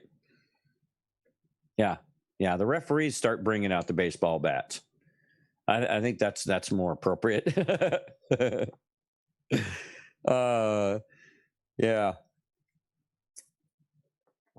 As a result, it's a highly educated Republican supporters who are most shy about revealing their beliefs at work.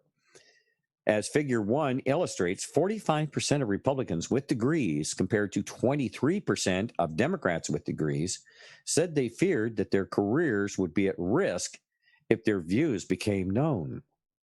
Oh man, you know how many times I've heard that? Oh, I can't say that at work. I can't talk about my stuff at work.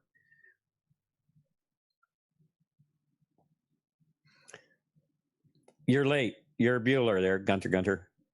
Yeah. But I'm sure you have an excuse.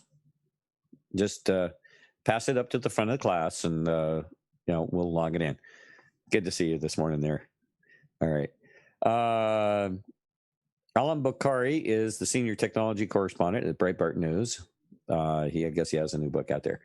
Anyway, so you're talking about, you've been these people that they didn't get a feel on was really, and it's because of their political correctness that they weren't able to read that portion of the population.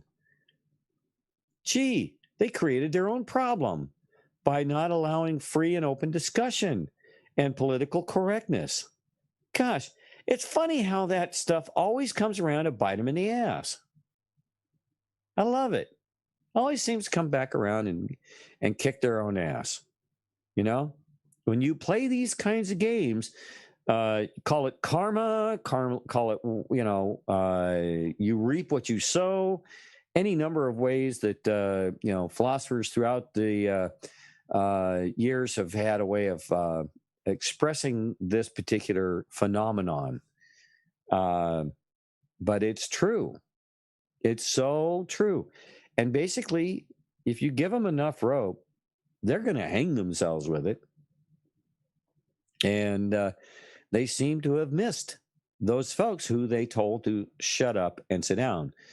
Well, they might have done both, but they didn't stop thinking. And well, they did everything they could to try to stop that too, but some people were able to resist, and some others weren't so asleep that they couldn't be woken up. So those are some really good aspects of what has come out of all of this. And you know, thank God that we still have you know, a portion of our population that is thinking and able to see what's going on. Those of us that have been screaming and pointing these things out on holidays like Thanksgiving, you know, when, you know, there, you know, a week or 2 weeks before Thanksgiving, they go, are we gonna invite, you know, because you know, always brings up that stuff, and it just, yeah. Yes, you know, he is your father. Okay.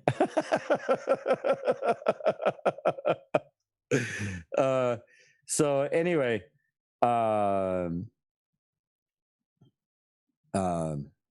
yeah, it's just one of those things that we have to, you know, deal with.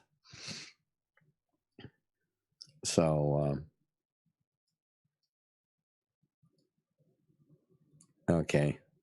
I just don't want to leave you guys out in Twitch. So, you know, when it comes time to post over in Twitch, I'm just gonna go there on the screen there, and if I happen to be sharing, you get to watch me do it. Isn't that wonderful? Oh yeah. Okay. Let's see here. We'll log that down here in my stack of presented proof of showing you guys. All right. Now, let's see what else we have here in the stack of stuff here this morning. Dominion engineer told Antifa he'd made sure Trump wouldn't win, report says. Vice President of U.S. Engineering, Eric Comer, shared anti-Trump posts online. Again, this came in yesterday. Thanks you to Menopon, who has just been phenomenal and providing a lot of new links for me to go through. Dominion's top engineer told Antifa he'd made effing sure Trump wouldn't win. Dominion's top engineer assured Antifa, okay, for the third time, we know what I mean, that President Trump wouldn't win the presidential race, according to reports. Dominion Voting Systems Vice President of U.S. Engineering, Eric Comer, whatever, allegedly spoke with Antifa members on conference calls and reportedly assured the other participants by saying, "Don't worry about the election. Trump's not gonna win. I made effing sure of that." Dominion Voting Systems is one of the largest voting technology companies in the United States. Wonder how it got there. It provides voting machines and tabulators to many local governments. More than 30 states use these voting machines to scan ballots in U.S. elections and tabulate votes. Comer joined Dominion as Vice President of Engineering in 2010, according to GWP.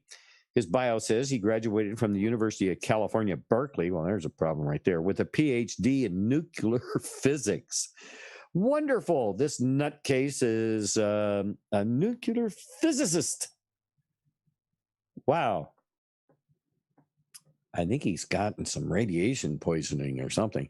Eric Comer was later promoted to Voting Systems Officer of Strategy and Security, although Comer has since been removed from the Dominion page of directors.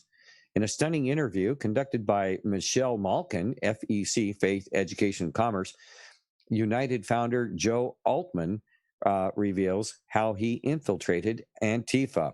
While working undercover, Altman says that he was involved in a conversation with Antifa members when he discovered Eric from Dominion, it's in quotes, was allegedly part of the chat during the week of September 27th, 2020. Altman explained that Eric was telling the Antifa members they needed to, in quote, keep up the pressure, close quote. When Altman asked Who's Eric? Someone answered, Eric? He's the Dominion guy.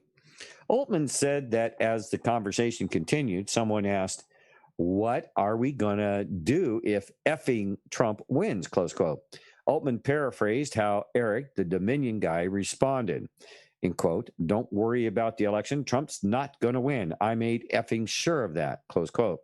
After Altman, who runs a data company, finished the call, he started to investigate Eric from Dominion in Denver, Colorado, and came upon Eric Coomer.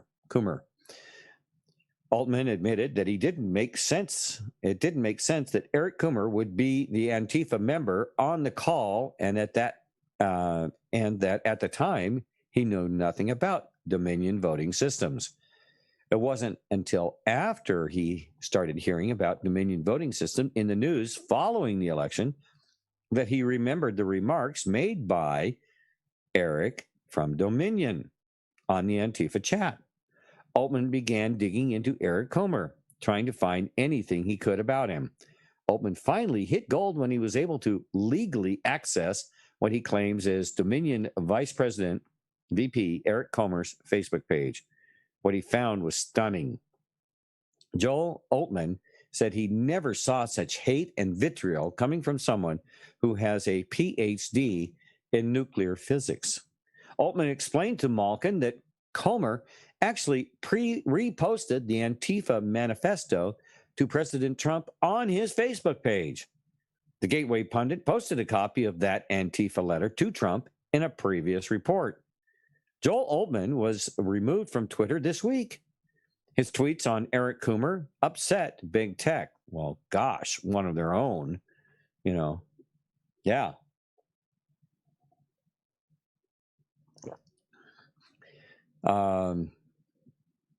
Altman admits that by revealing this information about Coomer, he is putting himself in danger. He may have a PhD in nuclear physics, but when it comes to hiding his hatred for President Trump, Trump supporters, law enforcement, or even for Texans, Dominion's Eric Coomer isn't very smart. In 2017, when Coomer was in Nevada, he mocked President Trump's Election Integrity Commission on Facebook. Coomer shared a Washington Post article, in quote, the voting commission is a fraud itself. Shut it down, close quote. The article, written by the unhinged Trump hater Jennifer Rubin, was an attack on President Trump's May 11th, 2017 executive order on the establishment of Presidential Advisory Commission on Election Integrity. What about Trump's Election Integrity Commission triggered Coomer? Coomer? Coomer. I'm just going to, was it the part about, in quote, vulnerabilities in voting systems and practices used for federal elections that could lead to improper voter registrations and improper voting, including fraudulent voter registrations and fraudulent voting, close quote, that caused Coomer to have a childish meltdown on his Facebook page. Dominion's Director of Strategy and Security's response to Rubin's article appears to be a bit unhinged, in quotes. And in other news, there may be some serious effery going on right here, fueled by our Cheeto-in-Chief stalking lie after lie on the flames of former Kansas Secretary of State, Chris Kobach. You want something serious to worry about? This is it.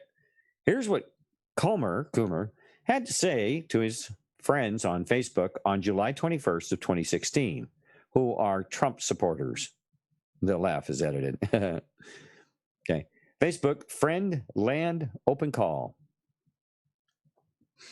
If you are planning to vote for the autocratic, narcissistic, fascist, asshat, blowhard, and his Christian jihadist VP pick, unfriend me now. No, I'm not joking. This is his statement on Facebook here. I'm all for reasoned political discourse and healthy debate. I'm looking at you, 3 names of friends were in there. I disagree with you on many philosophical grounds, but respect your opinions. Only the absolute effing idiot could ever vote for that windbag, F-tard, fascist, racist F. No bull crap. I don't give a damn if you're friend, family, or random acquaintance. Pull the lever, mark an oval, touch a screen for that carnival barker, unfriend me now. I have no desire whatsoever to interact with you. You are beyond hope, beyond reason. You are controlled by fear, reaction, and bull crap. Get your, shift together. Oh, if that doesn't persuade you, if that doesn't persuade you, F you. Seriously, this effing ass clown stands against everything that makes this country awesome. This guy is a nuclear physicist.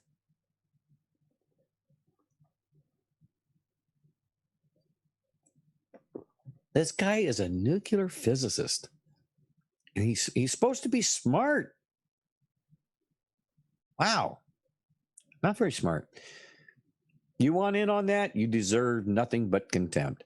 Coomer then appears to have second thoughts about covering his tracks and edits his post to include a disclaimer. These opinions are rational and completely my own. They are based in reason and highly credible. By whose standards, I would ask. Though they are not necessarily the thoughts of my employer. Though, if not, I should probably find another job. Who wants to work for complete morons?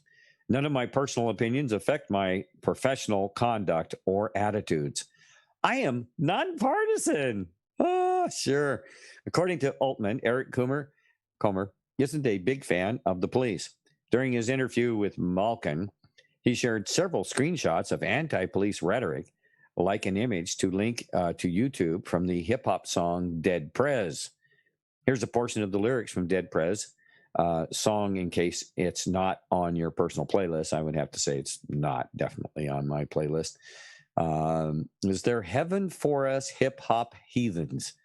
Big Pop and Pac, even He Easy had them leaning.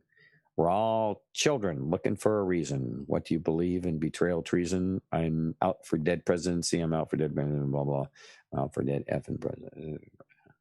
This guy is a sick puppy. Talk about evil nuclear scientist. This guy is just, over the top freaking evil. Man, I tell you. What a nut job. Let's see.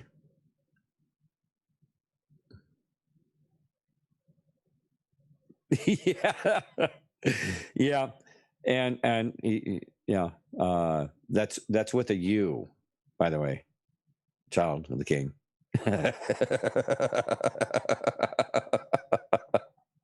That's with a U. Okay.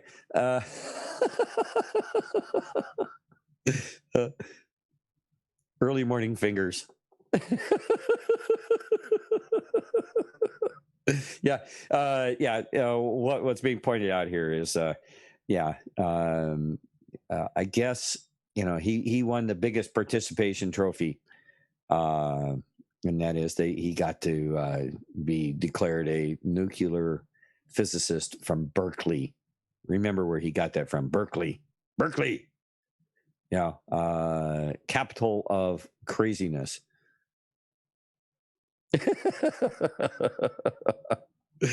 Oh, I love you, Child of the King. You're awesome.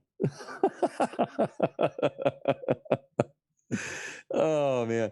Okay, so let's get this out in the into the chat with you guys, and okay, we'll get this shared out there for you. Share this around. This is another great example that you can share with family and friends of the kind of idiots that basically engineered this illegal play on the field by manipulating all this crap. Yeah.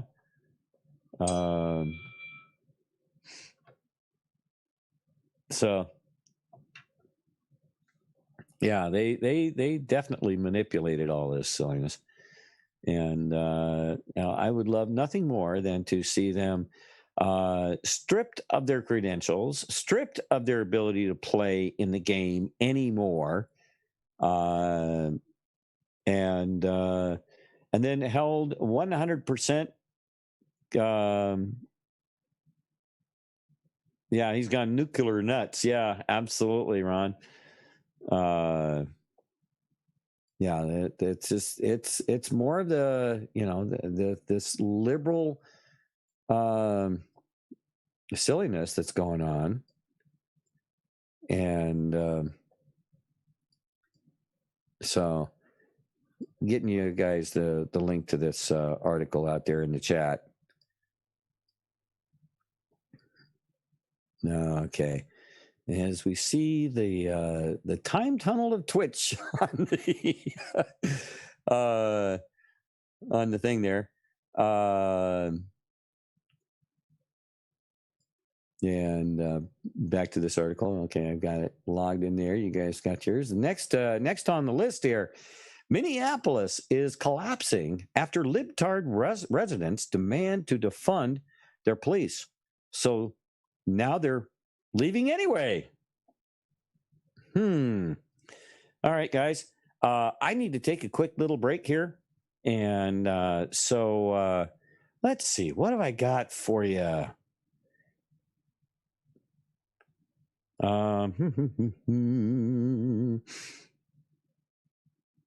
Oh, I think maybe this one would be appropriate for this morning's little break here. Turn it up, everybody, and I'll be back with a fresh cup of coffee, and we will find out what's going on in Minneapolis. How's that for a teaser?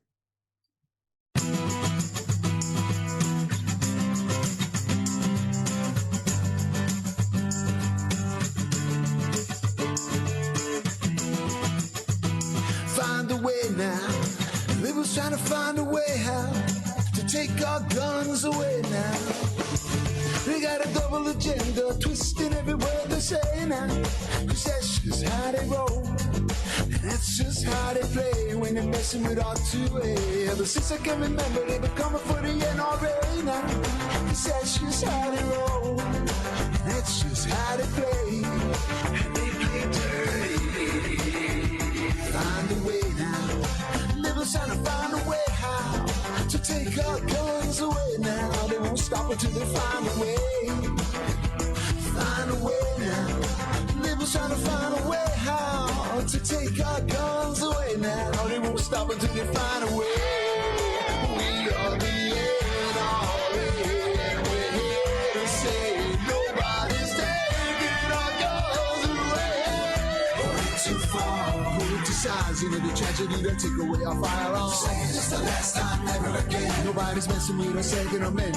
They way. Going too far, politicizing the tragedy that take away our firearms. Saying it's the last time, never again. Nobody's messing with us, Second Amendment. They way. Find a way now. The liberals trying to find a way how to take our guns away now. You find yourself a dilemma if you're messing with the NRA now. Cause that's just how we roll. And that's just how we play. And let me tell you, there ain't no way we're ever gonna surrender to the fascists that were left today now. Cause that's just how we roll. And that's just how we play here in the USA. Find a way now. The liberals trying to find a way how to take our guns away now. They won't stop until they find a way. Find a way now. Liberals trying to find a way how to take our guns away now. They won't stop until they find a way. We are the NRA, and we're here to say nobody's taking our guns away. Way too far, politicizing the tragedy that took away our firearms. Saying it's the last time, never again. Nobody's messing with our Second Amendment. They way. Way too far. Politicizing every tragedy to take away our firearms. Saying it's the last time, never again. Nobody's messing with our Second Amendment. Offended by everyone, they suppress the air in your lungs as they censor your conversation. It's a fascist declaration. Then they come for your guns until all of your freedoms are gone. We are the NRA, we're here to say nobody's taking our guns away. Going too far, politicizing every tragedy to take away our firearms. Saying it's the last time, never again. Nobody's messing with our Second Amendment. Going too far, politicizing every tragedy to take away our firearms. Saying it's the last time, never again. Nobody's messing with our Second Amendment. Yeah, gun-free zone is like a megaphone, calling out to every psychopath feeling alone. They can go out on the attack with no one shooting back and get their face on the 10 o'clock news. Hey, hey. Way too far. Tell me, how does it feel? All those lies that you ruined. Way too far. Just to be another fool that was used as a political tool. Way too far. Tell me, how does it feel? You're a fool that was used like a tool. Saying it's the last time, never again. No way we're giving up our guns because of fools like you. Yeah, how does it feel? You're just a fool that was used as a tool. And there ain't no way we're giving up our guns because of fools like you. Yeah, how does it feel? You're just a fool that was used. And there ain't no way we're giving up our guns to the liberal fascist scum because of fools like you.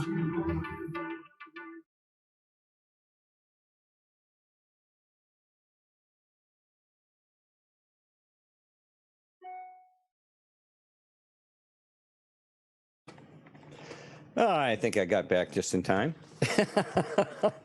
Oh, yeah.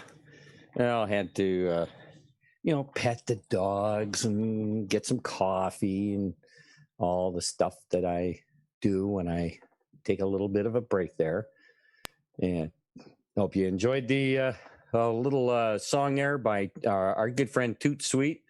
Definitely a great writer, singer, performer. Love the stuff that he does. And I love that song. The one line in there, guns free zones like a megaphone. And we were talking earlier, we had that article where, who was responsible for this gun free zones?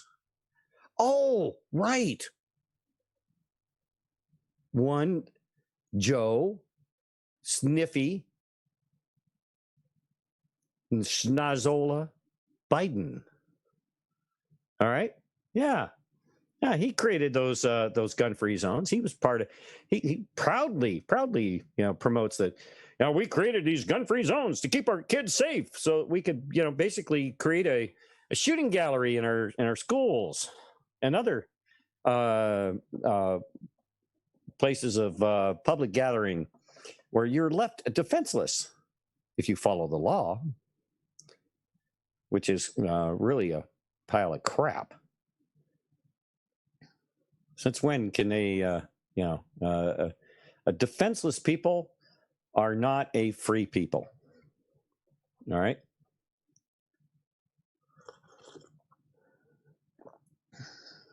Do you have a kitty like mine, Easter Murad? You have a Russian blue? Well, they actually, you say Russian gray. They're actually, I think they're called a Russian blue. They have the green eyes and very, very distinctive cats and incredible personalities. Oh my gosh, incredible personalities. All right, well, let's get back to the news here. That's what you're here for. That's what I aim to bring to you. So Minneapolis is collapsing after libtard residents demand to defund their police. So now they're leaving anyway. When you stack stupid on stupid, what do you expect? All right. In the wake of the George Floyd incident earlier this year, crazed left-wing anarchists in Minneapolis demanded that the city take funding away from the police department. The city council dutifully obliged. And now some things that surprise no one who, with 1 ounce of deductive reasoning ability, are happening. Police are demoralized. No kidding. Police are leaving the city. Why would you have a reason to stay? Crime is up by a lot. Well, duh. End quote. If you want to talk about pandemics, we're dealing with a pandemic of violence.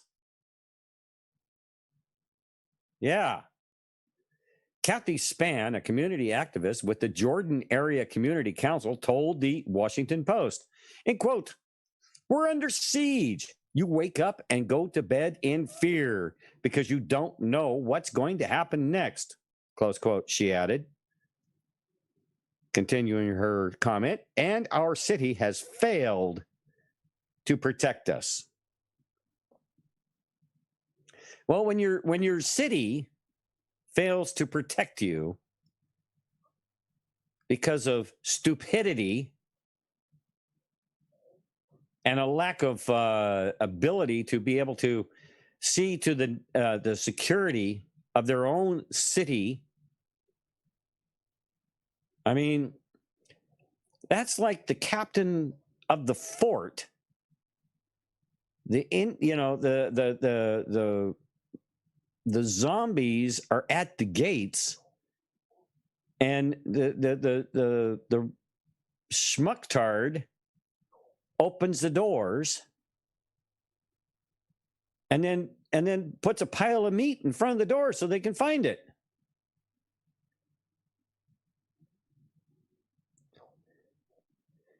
In the aftermath of the riots that devastated parts of the city following the May 25th death of George Floyd, the city council said in June it wanted to defund and dismantle the city's police department.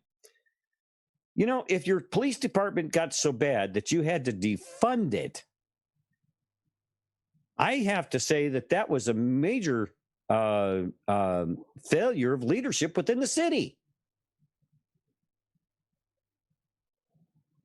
You allowed the leadership in your city to fail to lead in the proper management of your city. Where did that come from? Oh, that's right. The Democrats convinced you that was the right thing to do, didn't they?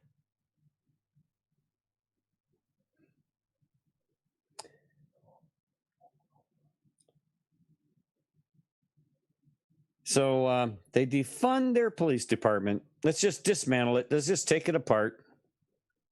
You're on your own. Fend for yourselves.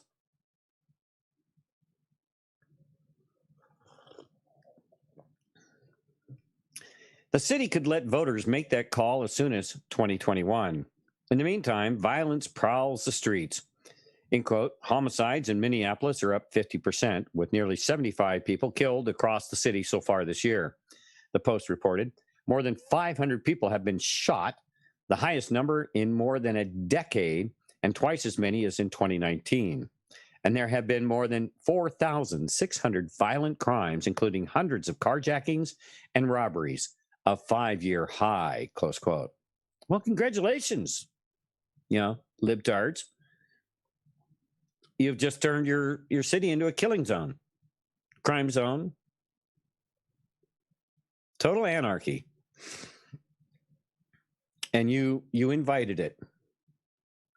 And what residents you have left, I hope they hold you 100% accountable in every way they can. You deserve it.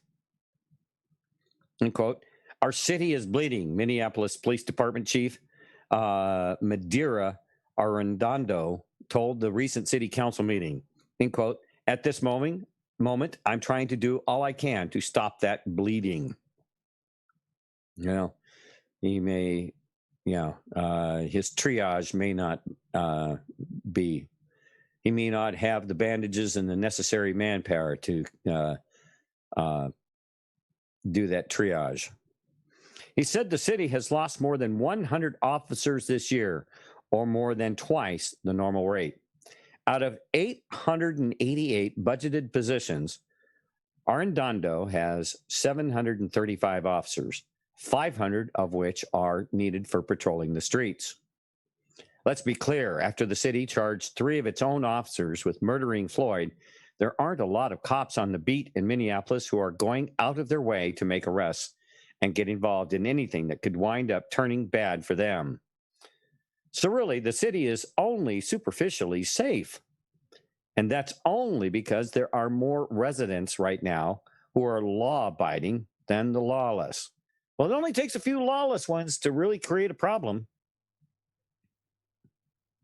I mean, I'm not trying to draw any parallels here, but let's go back to the Revolutionary War.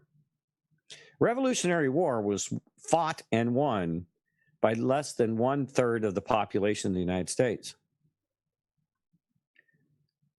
Those people who stood up, less than 1/3, and created a problem for the British troops were less than 1/3 of the population of the country at the time. And they managed to kick King George's ass and send his little redcoats back home. So it doesn't take a lot to create a problem, but if they are it really doesn't matter whether their intentions are honorable or dishonorable, and therefore it doesn't take a lot. So these people that we have allowed into our country, these people who have been trained and indoctrinated by the likes of the George Soros subversive structure that he has created, not only here but across the globe. Fly Catchful says 13% to be exact. Yeah. They know this. They operate by this. If you have a few well-trained individuals, you can create a lot of destruction, a lot of hate, a lot of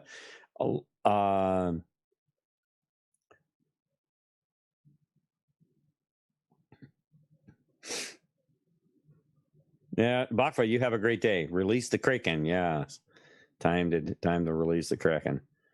So the city is only superficially safe, and that's only because there are more residents right now who are law-abiding than the lawless. And unfortunately, some of those people just don't have the resources and the means to move away from it. So what's going to happen? Either they're going to be victims or they're going to stand up and they're going to take matters into their own hands. And in some cases, taking the matter into your own hands might be the only option that these people have left. And at which point, stand by. Because it's, when it comes down to that, if I'm going to have to defend, my house against a bunch of people, or my neighborhood against a bunch of people who are, their only intent is to rape, pillage, and plunder, then it's the gloves are off. The gloves will be off. Headshots for everybody. Okay. That could change again at the drop of a hat, however. The problem is there won't be anyone around to separate the victims from the lawless next time. So great article here, and it clearly demonstrates where we could be headed and what we could be facing. Unfortunately, this is happening in Minneapolis, but where else could this erupt? Do you think your city is safe?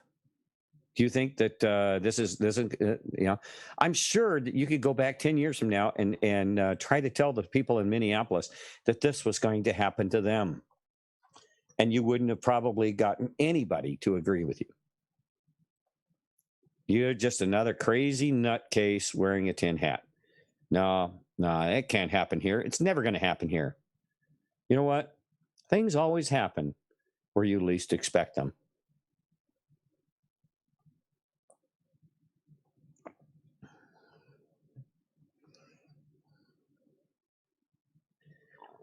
Let's see. I'm just reading a couple of comments in the chat.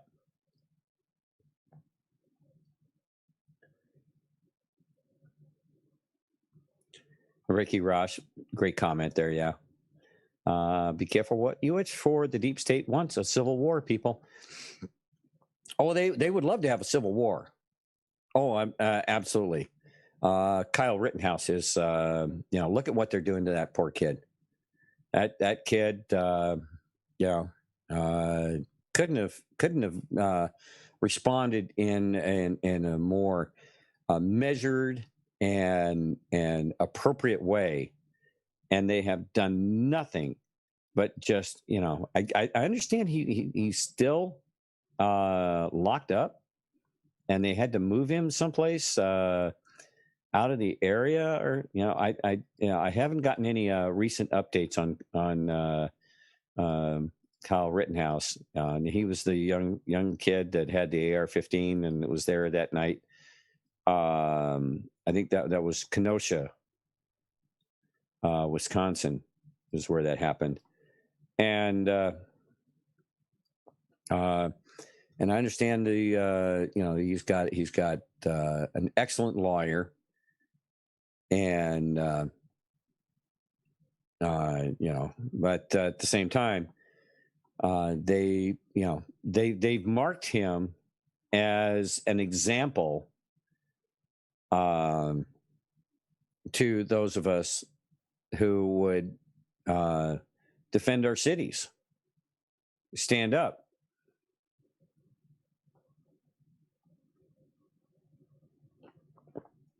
Didi Haugen says, stay out of Minneapolis. It's just not safe, but it was dangerous before the riots. Yeah.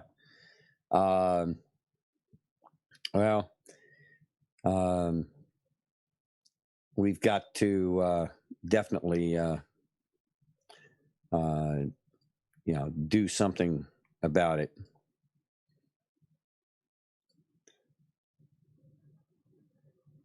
Because things are definitely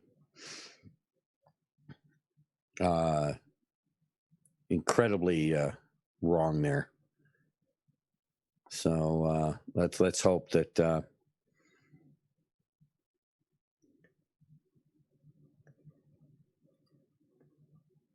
let's see here.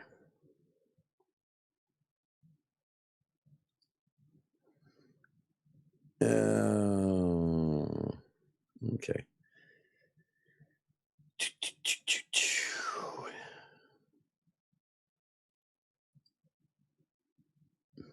Okay, where's my chat window? Come on, chat window.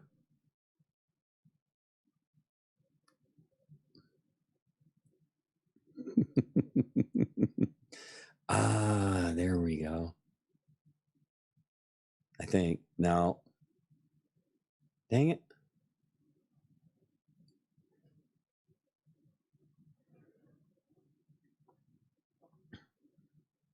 No, for crying out loud. Twitch, what did you do? Anyway,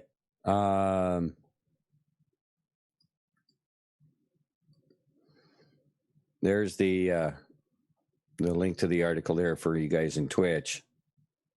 Come on. And you guys can share that around.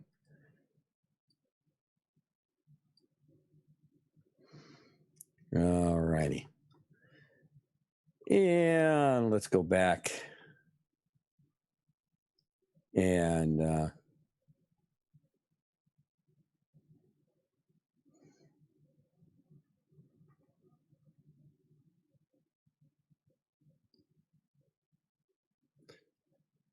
let's see here.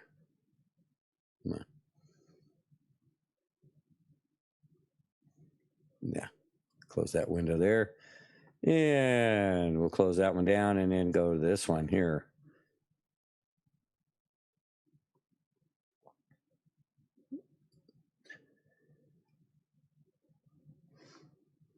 Something I was going to just kind of throw out here for something to chew on here. This actually disturbing deepfake tool on popular messaging app Telegram is forging nude images of underage girls from clothed photos on their social media. The unnamed bot works using artificial intelligence and machine learning. It operates on the Telegram messaging app with over 100,000 images shared. Report authors say anyone is at risk of having an image taken and a nude faked. The majority of the women and girls faked by the bot were private individuals. Now, we've heard about this deepfake app a long time ago, actually. And it is quite effective at,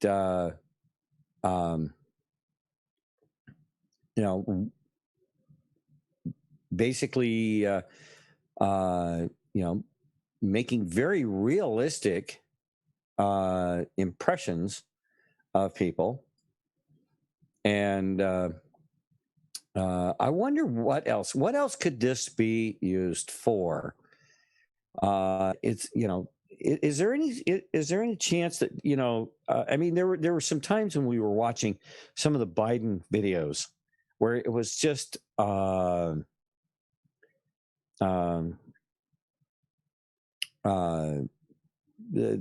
Biden stuff was just weird.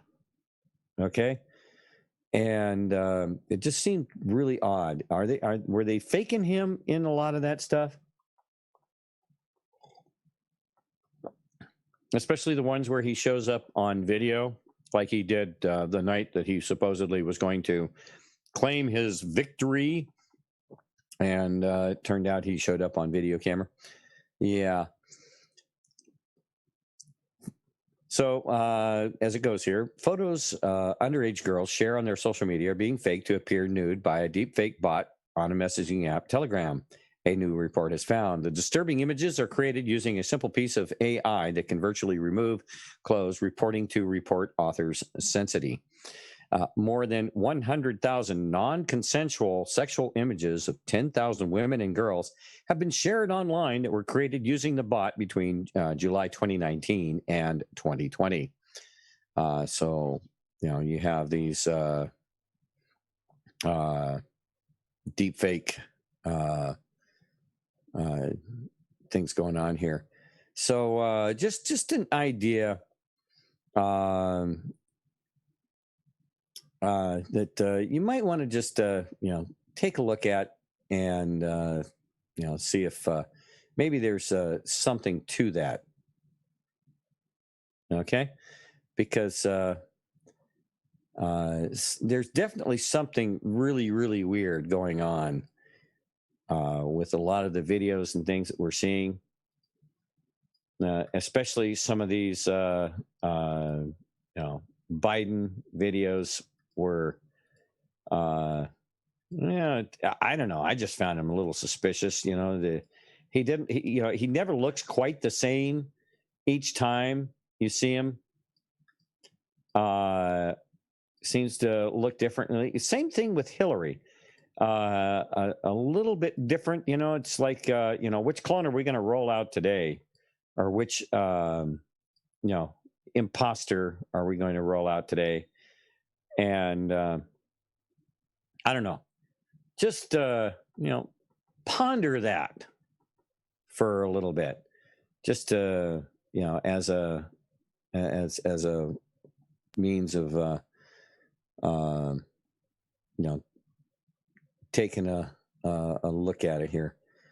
Let's see, what else do I have in my stack of stuff today? Got all kinds of fun stuff here.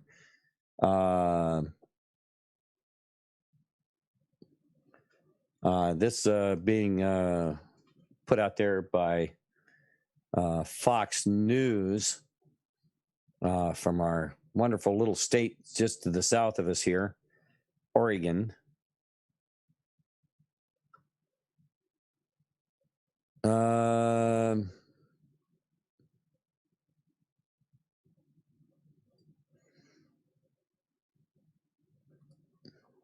Yeah, well, let's see. Looks like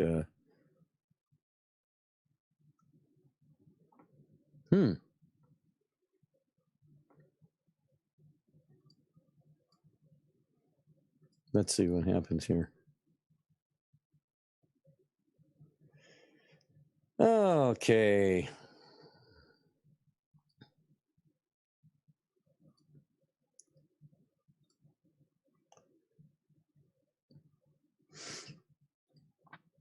Oregon official calls out Brown's COVID-19 restriction before Thanksgiving. Brown's, okay, so that's Governor Brown down there in Oregon. Brown's new restrictions that include limiting the number of people in social gatherings to no more than 6. Tootie Smith, a Republican and incoming chairwoman of the Clackamas Board of County Commissioners, took to Facebook on Saturday to announce that despite new restrictions, she plans to celebrate Thanksgiving with as many family and friends as she can find. In quote, Governor Brown is wrong to order otherwise, Smith posted. The Oregonian reported that Smith's post seemed to be a direct rebuke of Oregon's Governor Kate Brown's new restrictions that include limiting the number of people and social gatherings to no more than 6. Brown announced Friday a statewide 2-week freeze, which will limit restaurants and bars to takeout only and close gyms, as well as indoor and outdoor recreational facilities during that period. The freeze will take effect starting November 18th and will run through December 2nd. It aims to limit group activities and slow the spread of COVID-19. The state is experiencing a spike in coronavirus infections and has reached record high positivity rates and hospitalizations in November. The paper reported how Brown backed up her new coronavirus restrictions by warning residents that police will help enforce compliance. Will they? Have you called your local police department to see if they're going to be running around handing out tickets for mask, non-compliance with a mask mandate?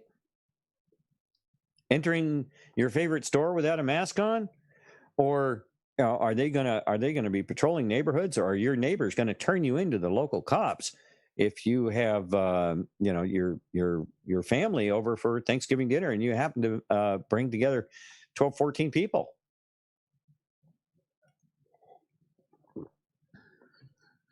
So, I would definitely go to your, local police department, maybe sheriff's department, and say, are you seriously going to be doing this? Because that's a problem.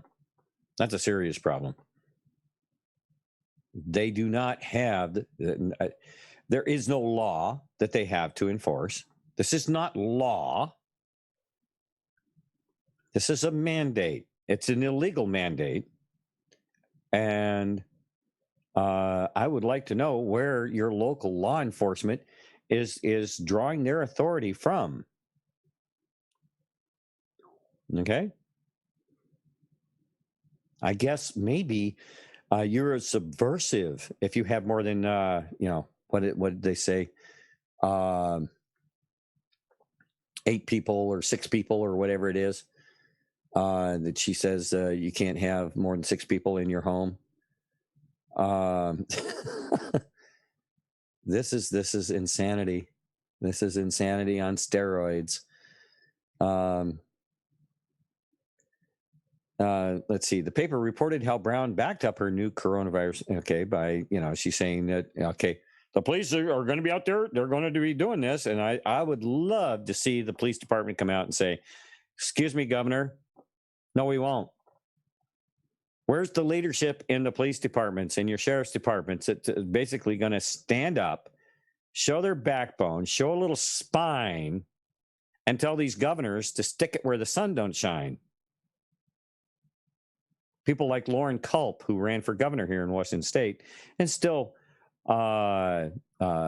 is a viable candidate for that position. He has not conceded as yet, and thank God, because it's not going out in the news. But I have it through the grapevine that they are finding a ton of crap here in Washington State. It's being done, and it's they definitely the team here in Washington State basically they pulled out the baseball bats on the Hail Mary, and when they threw for the touchdown, they started bashing the other players with the baseball bats right in front of everybody. They couldn't hide it. No. A few of them pulled knives and maybe even one of those evil guns too. But they've been very, very good.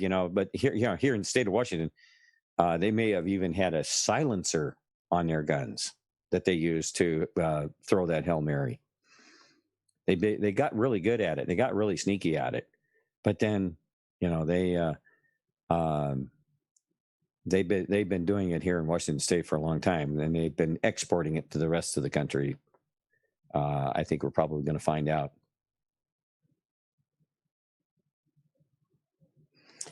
So Smith told the paper that the coronavirus restrictions have a devastating effect on other issues like domestic violence and depression. And she said that more restrictions are not worth the pain. When the cure is worse than the disease, then it's time for a different cure. The paper pointed out that Smith's post was both praised and criticized. Some called her announcement cavalier, since the state is undergoing so many new infections. Oh, yeah. Heartless bitch, I guess, is probably what they would like to call her. And she's just being realistic. The reality of this situation is we still don't have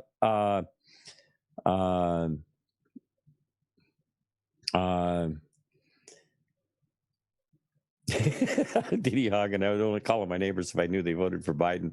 Funny. I like it.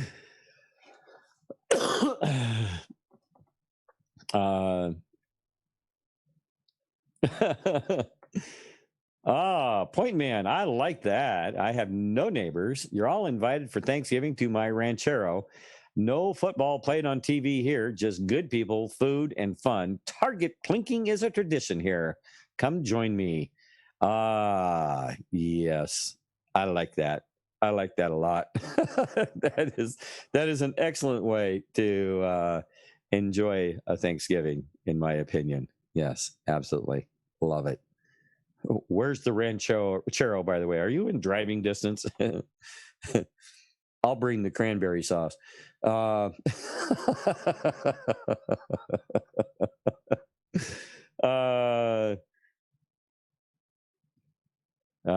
you go, Ron. Absolutely. Okay, so and basically, if you look at what Governor Brown did down in Oregon and compare it to what idiot Inslee did here in Washington, these people are comparing notes, and they're just doing basically the same as what to some degree Gavin Newsom has he likes to put his own little spin on it, by telling people you can't sing in groups, don't sing in groups, because you're just spewing that horrible virus around by singing, because you might sing something actually religious or uplifting or soul lifting, or you might actually do some good for some people. No. Can't have that. No, absolutely not.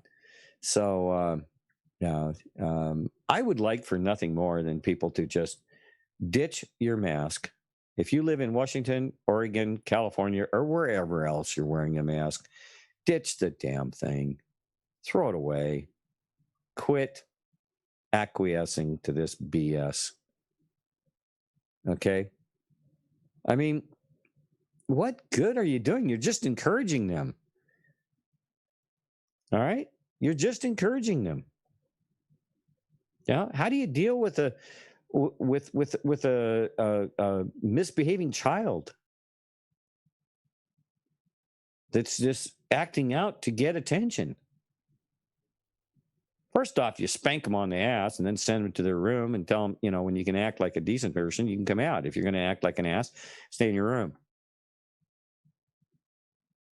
Sounds like jail, huh?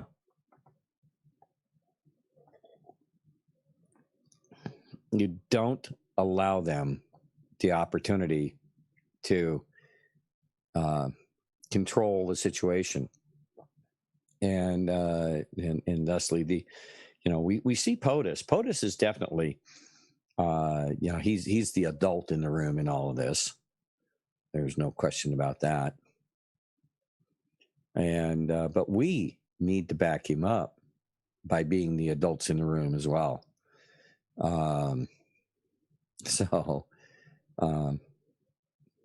Okay, for our friends in Twitch there, you can see on screen there, come on, there we go. Okay, there's the article. Get it out there to you.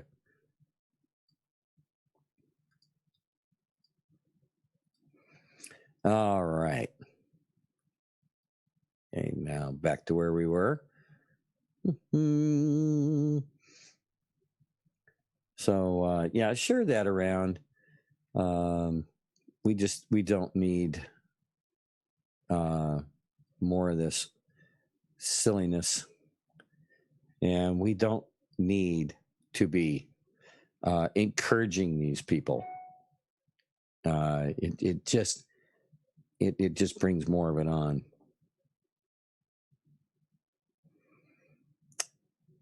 Yeah.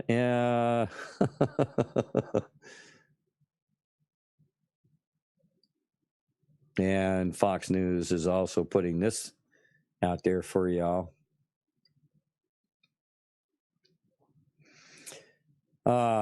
MSNBC segment attacks white women, claims active role in white supremacy. Oh, the ladies. Oh, gosh. I thought it was just white males. They've changed their mind. They've upped the game.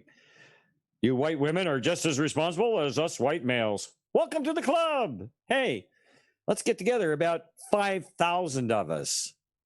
Oh, wait a minute. Are you in Washington, Oregon, or California, or maybe even New York? Oh, wow. Screw them. MSNBC on Saturday devoted an entire segment to attacking white women, a demographic who the panel maintained was active in supporting, oh, good heavens, white supremacy. Host Tiffany Cross asked the panel whether white women's, in quote, overwhelming support for President Trump in the 2020 election was a vote for Trump or against Biden and Harris, with the emphasis on Vice President-elect Harris. Oh, because she's not a white person who's masquerading as a very fair-skinned, well,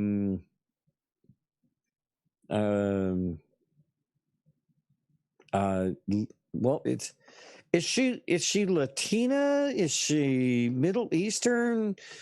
Is she what is she?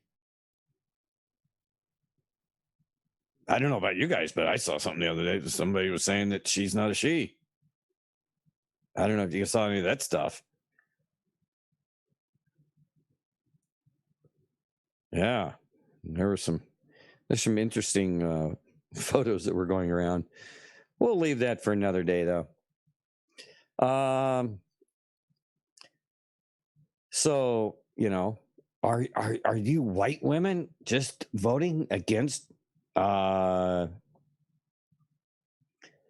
Landry 2002 $3,000 fine here if you walk into the supermarket without a mask?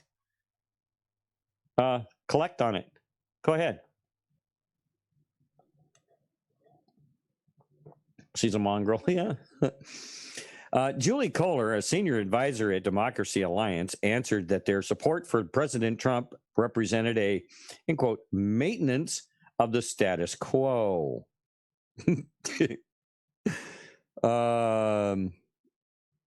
Maintenance of the status quo. Oh boy. So you ladies out there, you white ladies are just out there to support white supremacy by, your vote was just you're just greasing the wheels. You're doing maintenance on it, I guess.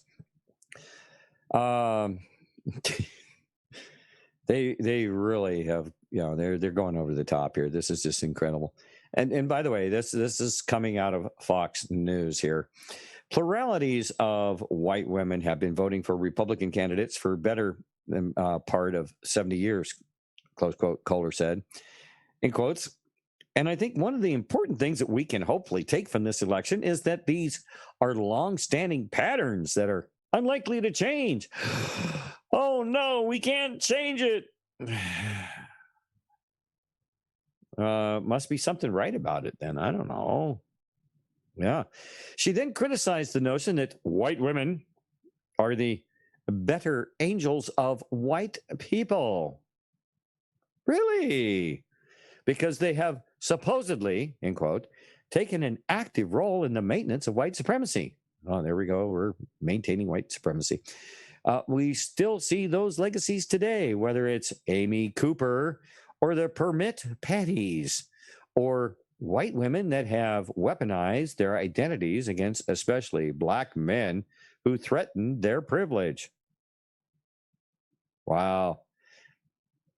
Boy, I can just see the rooms where they sit around and they make this stuff up.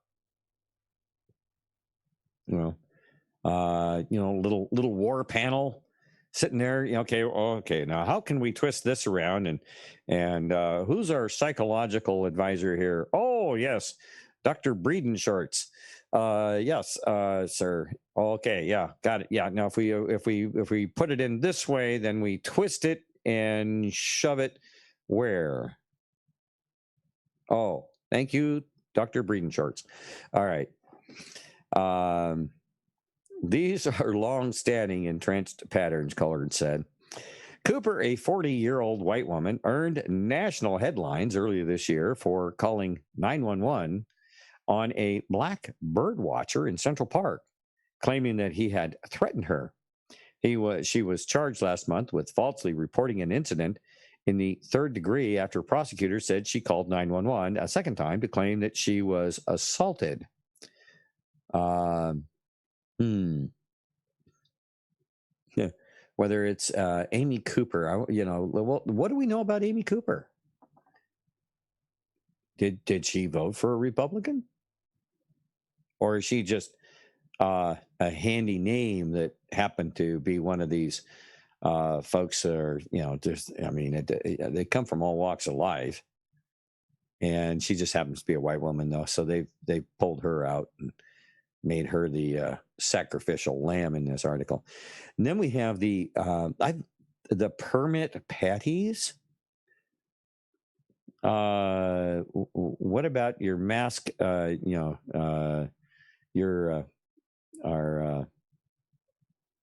Crazy Karens. What about the crazy Karens who are out there screaming at you because you're not wearing a mask? Yes. Is a pejorative leveled against white women. The name entered the lexicon of social media in 2018 after a white woman in San Francisco ignited a wave of backlash after she was seen in a viral video appearing to call police on an 8-year-old African American girl who was selling bottles of water. I believe we actually showed that. Or wait, no, it was there was a woman who was raging on some small child that was driving a one of those battery operated little kiddie Jeeps up and down the sidewalk. Does that kid have a license? This is horrible. I mean, you don't have to be white to be crazy, okay? we've seen just as much craziness across the board. All right. Kohler insisted that even though white women's voting habits appear to be entrenched, progressives shouldn't write them off just yet. She lay much of the blame on a end quote a vast right-wing organizing machine. Oh, it's that vast right-wing organizing machine. That is, and I understand it's being run by a fellow by the name of Fred Boros. Yeah, Fred Boros, because he heard what George Soros was doing, so he decided to set up his own thing. The only problem is Fred lives under a bridge in San Francisco, and he just doesn't have the resources that George Soros has. But that vast right-wing organizing machine by Fred Boros. No, anyway, no, I'm just kidding. There is no Fred Boros. Or is there? Might do some research. Anyway, that has for some 40 years explicitly targeted them. The notion that white women are just going to do this, I think, in a country that's so rooted in white supremacy, it probably is the default position, close quote, she said. But it doesn't mean that we don't organize. And I think that one of the takeaways is that we have to look at where that organizing happened and the difference that it made. And there are examples of that, close quote.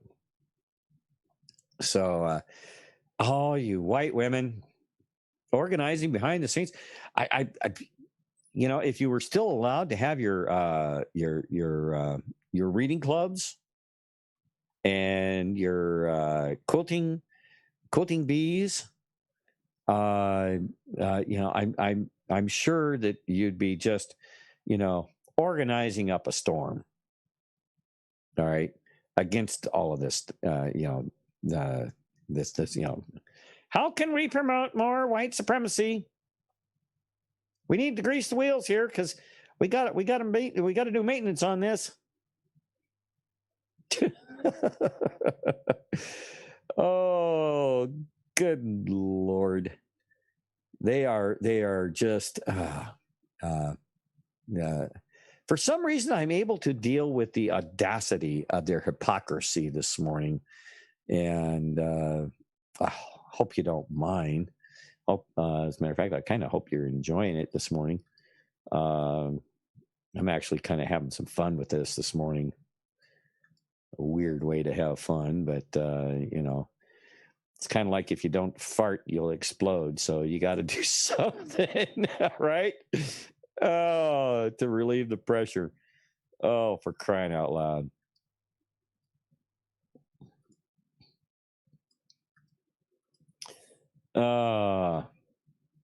Anyway, we'll get that. That's being distributed out in the chat for y'all right now. Let me swing over to Twitch here. Still cursed by not being able to figure out how to pop out my chat here on Twitch. Still looking for if anybody has a clue on where that little feature is. It's not showing up on my screen. I've hit every gear, every little arrow that I can think of here, and it still just doesn't seem to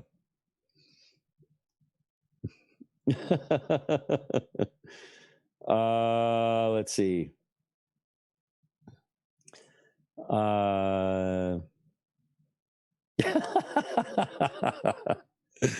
Oh, you guys are awesome. You guys are awesome. Okay. Well, let's go back over here and let's see here. Come on. Open that up.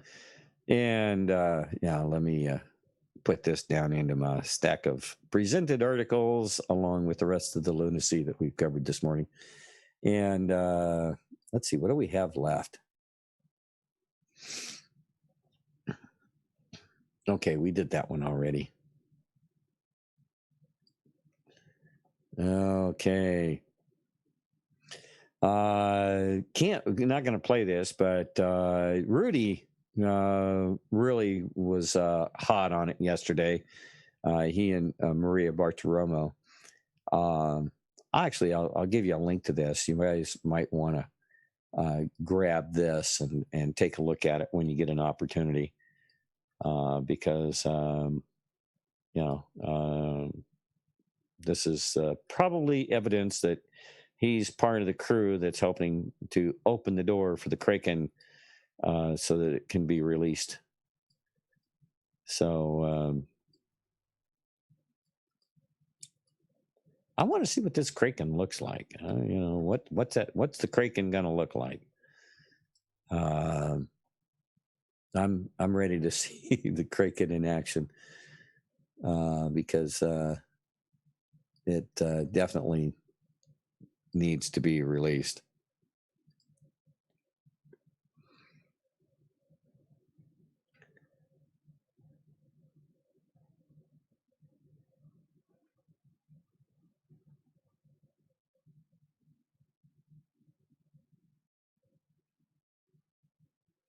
Let's see. Lady Aquarian 79 says, "Thank goodness I live in a city where our chief of police, our mayor, our sheriff, and all but one city council are black, and our governor has strict mask rules in place. Have fun calling the police here to help you. Your butt will go to jail." So does that mean that your city officials are all on board with this lunacy? Or could maybe these black city officials actually, be wise to how they're being used in this whole craziness? The Kraken had the face of Pepe last night. Sidney Powell tweeted, "Woo!" Oh, you gotta love it. You gotta love it. All right, we've reached to the top of the hour here, and I need another short break, which we will get started right now. So I'll be back in a little bit, in about 3 minutes and 30 seconds. So enjoy the music, folks. I'll be right back. I haven't lost my temper in 40 years. But Pilgrim, you caused a lot of trouble this morning. Might have got somebody killed. And somebody ought to belt you in the mouth. But I won't. I won't. The hell I won't. Washington has failed us. Hollywood obscene. Churches come complacent. The bankers are all thieves. This wasn't the country we were left. We wouldn't leave this to our kids. Yeah, we fell asleep and left this nation all but defenseless. Must have been a stirring that faithful November morn when 45 was elected and the deep state all got scorned. With the sun in his face and the wind to his back, may his powder stay dry and his burden be light. May the Lord's face upon you always shine. Ballad of 45. Came in guns a-blazing in that godforsaken town. The mockingbird media swore to take him down, but he led his posse through the swamp and polished up his gun. You could tell the Lord had placed his hand upon this chosen one. The enemy swears to this day still can't understand how they got their sorry asses handed right back to them. With the sun in his face and the wind to his back, may his powder stay dry, may his burden be light. May the Lord's face upon you always shine. Ballad of 45.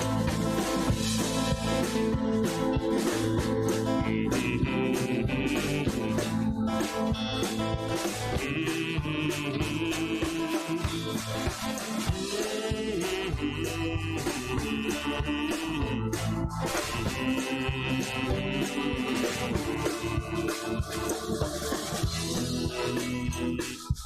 activate the Patriots and read the prophecy.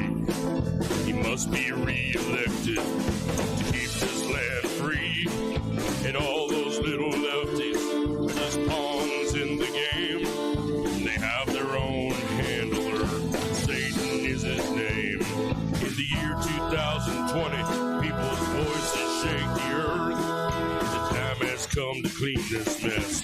Justice will be served. The sun in his face and the winds to his back. May his powder stay dry.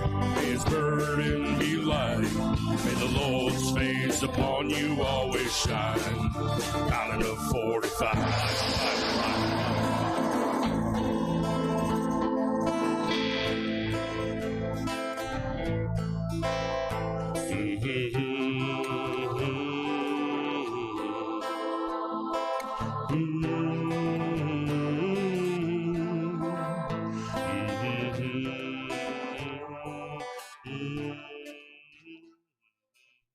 All right.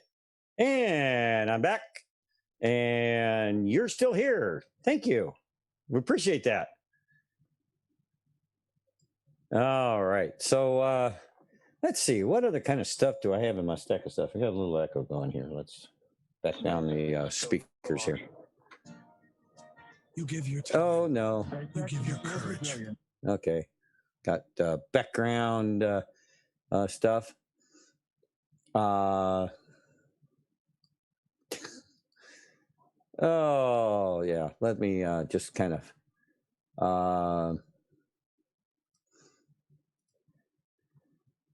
got a couple more stories here.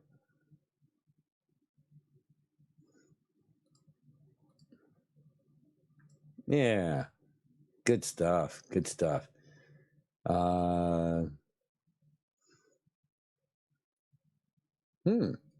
Got a little weather, it looks like, coming in on Central America. What's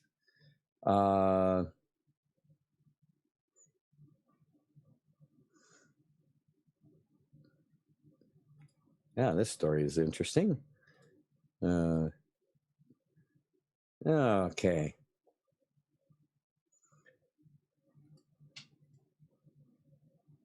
Yeah, the liberal craziness just continues on.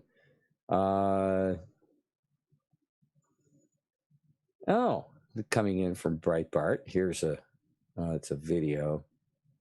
Yeah, can't really show videos.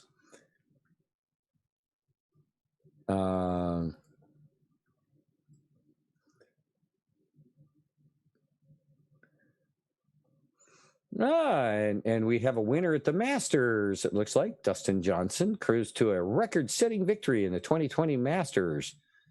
That's an interesting. I have no idea who the guy is. I don't follow golf.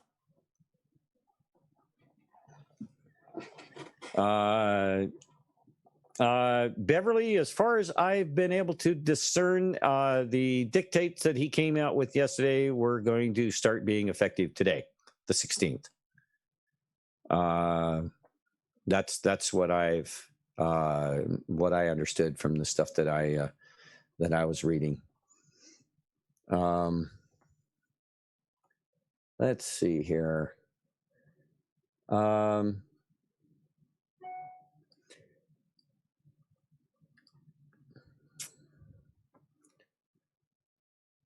Yeah. Okay. What else do we have here in the stack stuff? Let me go all the way to the latest stuff that.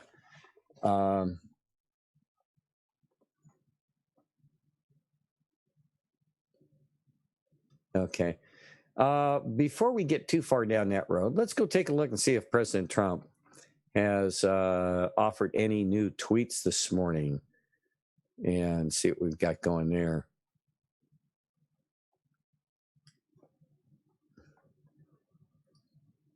Looks like we have a couple of tweets here from the president. Here, let me put them up on screen and share them with you. Okay, in the last 17 minutes. Oh, how handy. We just happened to catch this one at 17 minutes. Georgia won't let us look at all the important signature match. Without that, the recount is meaningless.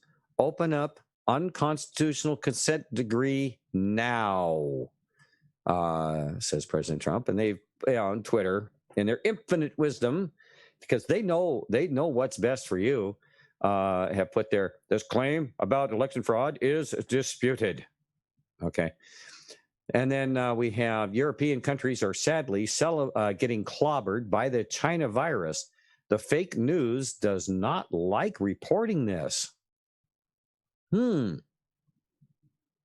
What's with that?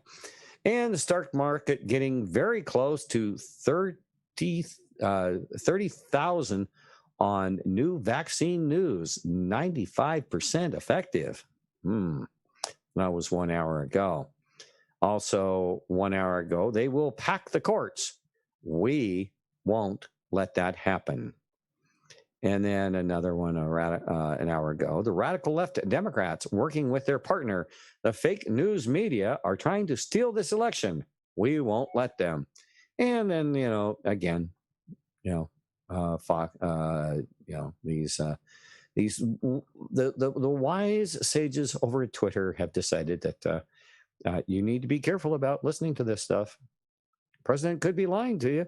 I wonder if they're putting any of that stuff on any of the stuff the Democrats are putting out. I know. It's a silly question, right? All right. Anyway, Donald Trump tweeted 1 hour ago, Trump campaign rejects media reports of changed Pennsylvania case. And then he cites this Breitbart.com radio thing here via Breitbart News, just more fake news. Harassment and exclusion of our poll watchers is a big part of our case. Unconstitutional. And there's actually a little article here. Let's pop in on that article and see what we got here. This coming from Breitbart News. Trump campaign pushes back on media reports of changed Pennsylvania case. The Trump campaign pushed back Sunday night against reports by the Washington Post and others that it had dropped a major part of its case challenging the election results in Pennsylvania. The Post's John Swain and Elise Viebeck reported that the Trump campaign was abandoning the claim that election authorities invalidated over 600,000 votes by barring Trump election observers from watching the count. I think that Rudy kind of made that case in that video that I gave you with he and Maria Bartiromo. Yeah, because if you don't have a valid verification of the vote, then you might as well be counting used tissue paper. All right. The left that left a much smaller part of the case, namely that Democrat-run counties allowed voters to cure, in quotes, problems with their mailed-in ballots, while Republican counties followed rules laid down by the state legislature did not. But Trump campaign legal advisor Jenna Ellis, who appeared on Breitbart News Sunday on Sirius XM Patriot 125, shortly after the Post story came out, disputed its claims. And you can probably listen to it right there. And then we have this Joe Polak tweet here. Note to at Washington Post, at Jenna Ellis Esquire of the Trump campaign says this report is inaccurate, i.e. hashtag fake news.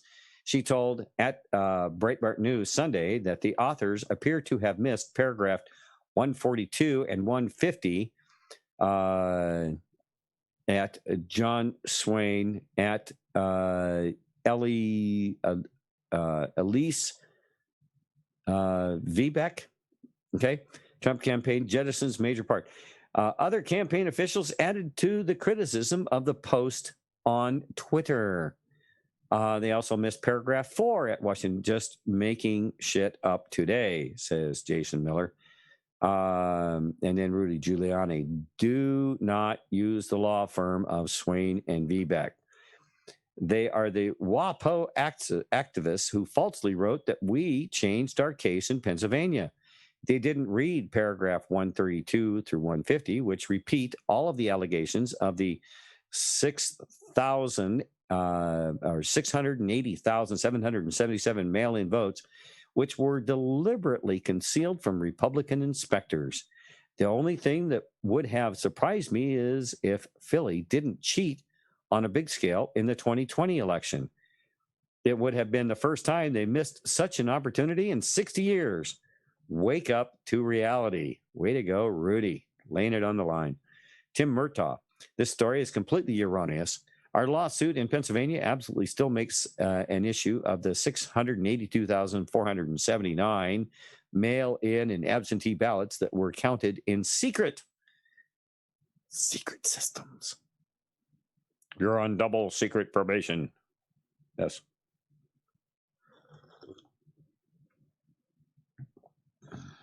Yeah, I would like to see an open recount. Yeah. Let's do it at the local arena. And I guarantee you, we could actually pay for the recount if we just, charge $2 a ticket and let the Patriots come in and count and stand,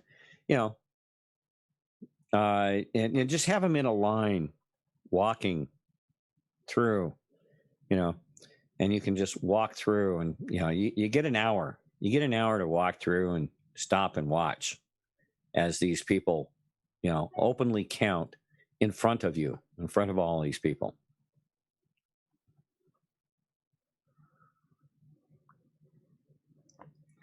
And with that $2, you get a whistle. One of those nice coaches, referees whistles, You see something suspicious, you go, talk about a tweet. This story is completely erroneous. Our lawsuit in Pennsylvania absolutely still makes an issue of the 682,479 mail-in and absentee ballots that were counted in secret. To write that we had scrapped that argument requires not reading the amended complaint. Joel B. Polak Sr. Okay, so triggering a similar response. Okay, they published Politico published a similar story to the Post. So the Trump campaign did not change what they're doing. They're continuing to fight this battle with everything that they got, and as we would expect them to. But the fake news media is gonna twist it and turn it and lie to you every which way they can, so that there's nothing to see here. You're just picking on us. You're using white privilege and white women's privilege, and those black guys that are standing there with you, they're Uncle Toms, and they're just bad, and you guys are so mean. You're fascists. You're racist. You're whatever they can think of at the moment, basically. Anything counts when you're people of this ilk. All right, for you folks out there in Twitch, coming to you here with the link to this last little piece here. I hope you guys do share this stuff around. I've taken to emailing a few close friends and family, and it's not necessarily because they need to be red-pilled. It's because a lot of these people just don't take the time. They know that there's something wrong, but they just won't or don't have the time to dig in it like you or I do, or maybe me. And so I, like to, give them something easy to, find some interesting articles and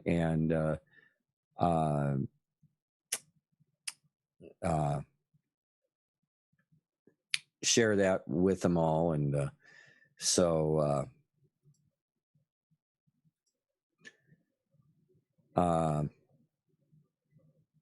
let's see. Okay, that was over here on Twitter. Yeah. All right. So, all right. And then 2 hours ago, President Trump tweeted this: "Who will be running for governor of the great state of Ohio will be hotly contested." Another vaccine just announced. This was 3 hours ago. This time by Moderna, 95% effective for those great historians. Please remember that these great discoveries, which will end the China plague, all took place on my watch. And then again, try watching OANN. Really great. He's basically telling you that OANN News is doing a good job, according to President Trump. I don't have any TV right now. My TV is a DVD player. All right, because I just got fed up of paying for a bunch of garbage that didn't do me any good anyway. I hadn't turned the TV on to watch fake news or fake TV for several months. So I figured, why am I paying that kind of money for nothing? I'm not even using it. So I got rid of it. Moderna is owned by Soros and Fauci and others. Oh, yeah, I'm going to trust that shit. No. The fake recount going on in Georgia means nothing because they are not allowing signatures to be looked at and verified. Break the unconstitutional consent decree. And that was came out 3 hours ago. And then we also have, I won the election. Boom. Simple, straightforward. Yes, you did, sir. So that basically takes care of President Trump's tweets so far this morning. All right, on to some other news here. BLM thugs attack black mother with 2 young children. Violent mob targets a pro-Trump woman pushing a stroller. On the 15th of November, 2020, this came out. Black mother and her 2 young children were attacked on the streets of Washington, D.C. by a mob of, in quote, Black Lives Matter thugs on Saturday. BLM protesters, thugs, harassed the woman pushing a stroller through Black Lives Matter Plaza wearing a Trump jacket. I guess, Black Lives only matter if you're one of the sheeple.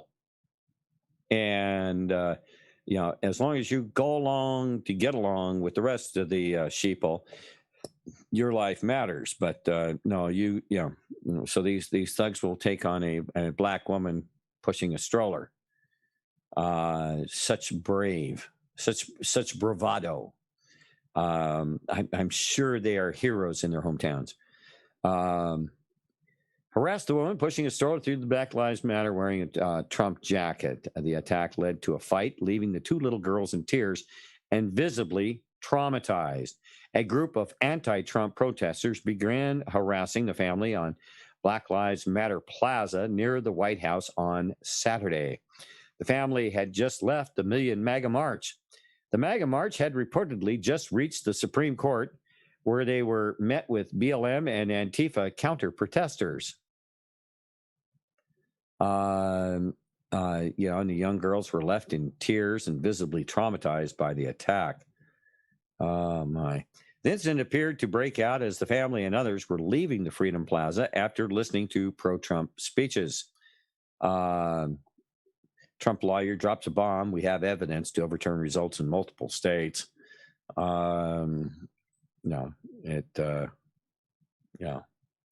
knew that.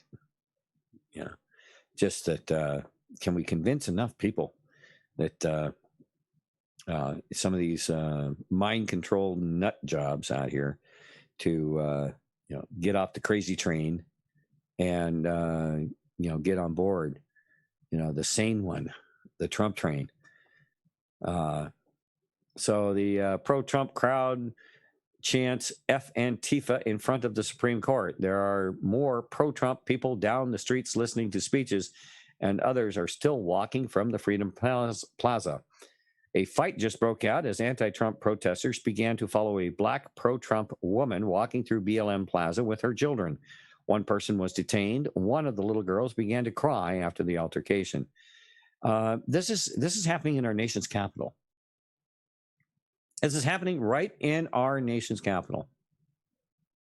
I mean, that's when I was back in D.C., I was actually disappointed at the condition of our capital city, the beacon of this country.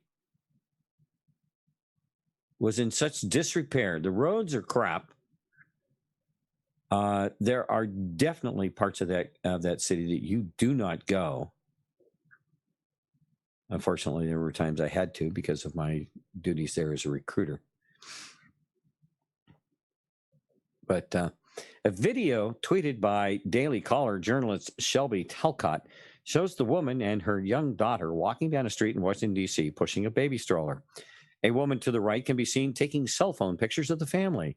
Get the F away from my family, the mother says as the others begin to crowd around her. The mother continues yelling as a man and a woman approach her family from behind. A man with a "Don't Tread on Me" flag steps in and attempts to intervene in the conflict the video shows. The woman attempts to steal the flag from the man and a fight breaks out. Another Daily Caller video shows the danger of BLM protesters put the family in. During the fight, the man with the flag is pushed backward and falls on a young girl.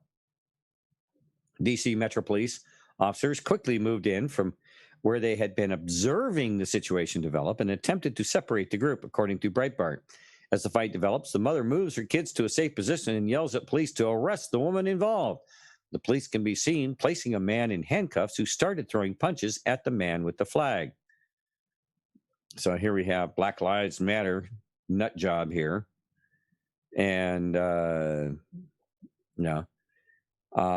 family was set up by a mob of Black Lives Matter thugs. The videos end showing the preteen girls screaming in terror as they watch the scene unfold. In a video showing the aftermath, a man wearing an F racism shirt yells at the black woman, "Why did you bring your kid here?" Well, why shouldn't she be able to bring her kid here? Because of, goons like these people. I mean, we have a country where adults can't go, and then they get on the case of a mother who is walking through our nation's capital with her children in a stroller. There should be no place in this country that is safer. They should all be equally safe. But this is our nation's capital. This is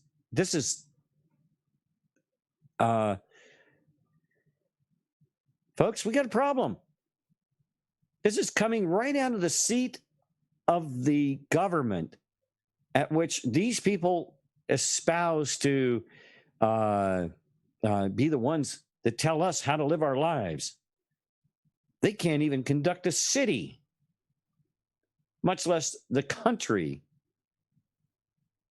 This is what you get. And we have President Trump out there trying to rein this in.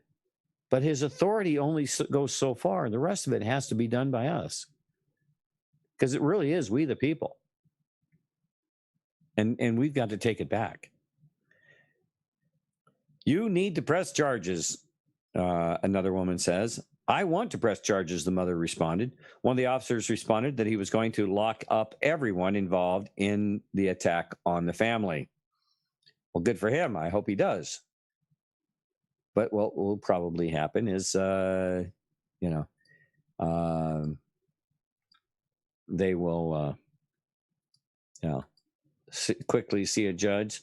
Somebody running in from Black Lives Matter will say, if there's any bail, we'll pay it. George is giving us a very, very healthy allowance to make sure that happens. And, these perpetrators will be back on the streets in no time to continue their subversive activities. So, this we can't see the end of this soon enough. We cannot see the end of this soon enough because this country has more important things to do than deal with these people, and these people need to be just, removed and held accountable and do their time. And while we've got them locked up, let's get this country squared away. Let's get people back to work. Let's have Thanksgiving where we can enjoy our families. Let's have Christmas where families again can get together and celebrate the birth of our Savior, Jesus Christ. Yeah. Let's just get on with our lives and put the government in the position that was always intended to be in, and that is of the people, for the people, by the people. Okay? All right. Oh, I don't have any wish. CNN's Jake Tapper. Christmas is probably not going to be possible this year. Oh, wouldn't they just love that? Large indoor gatherings are discouraged in the battle against the viral disease. CNN State of the Union host Jake Tapper suggested during a Sunday interview with Dr. Anthony Fauci that Christmas is, in quote, probably not going to be possible, as he was, wiggling with excitement in his chair at the possibility of shutting down Christmas during the, over the holidays. I'm sure he's going to shut down his Christmas this year, as medical experts warn of COVID-19 cases, COVID-19 spikes caused by widespread indoor holiday gatherings. Oh, yes. That infamous, horrible, time of year where people gather together indoors because, frankly, the weather's kind of getting a little inclement to do it outdoors. Case numbers for COVID-19 continues to rise in several states across the country, tampering the hopes of millions of Americans seeking to restore a sense of normality with the upcoming holidays. Dr. Fauci, who serves as director of the National Institute of Allergy and Infectious Diseases, told CNN's Jake Tapper on Sunday that even with widespread distribution of a vaccine, the public, in quote, can't abandon fundamental public health measures. Wash your hands and wipe your ass after you. Okay. Anyway, specifically social distancing and mask wearing. Yeah, right. Yeah, you need a diaper on your face. In quote, you can approach a degree of normality while still doing some fundamental things like synergize with the vaccine to get us back to normal. Fauci, vomited out of his mouth.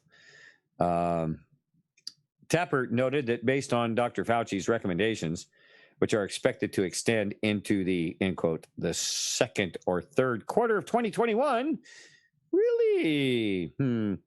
Kraken may have something to say about that. End quote, Christmas is probably not going to be possible. Yeah. End quote, I would recommend to people not to abandon all public health measures just because you've been vaccinated. Yes, the infamous vaccine.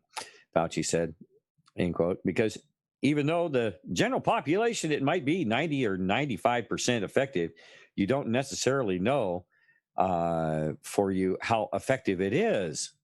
Oh, so it might or might not be effective. And, we might or might not get the coronavirus, but even a mask won't stop it. So, how many of these things need to line up in the column of who gives a rip because nothing that we're doing is working? And if nothing that we're doing is working, then why the hell are we going through, are you just climbing the mountain because it's there and it's 150 degrees out and you're still going to climb the mountain when tomorrow's forecast is for 50 and partly cloudy? Good day to climb a mountain, by the way. Not too cold, not too warm. Yeah.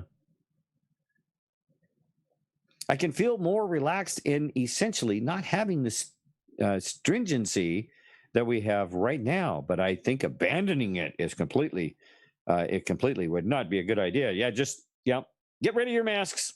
Not a good idea. No. Keep them available. We got something around the corner. We're not sure what it is. We'll figure it out when we, yeah.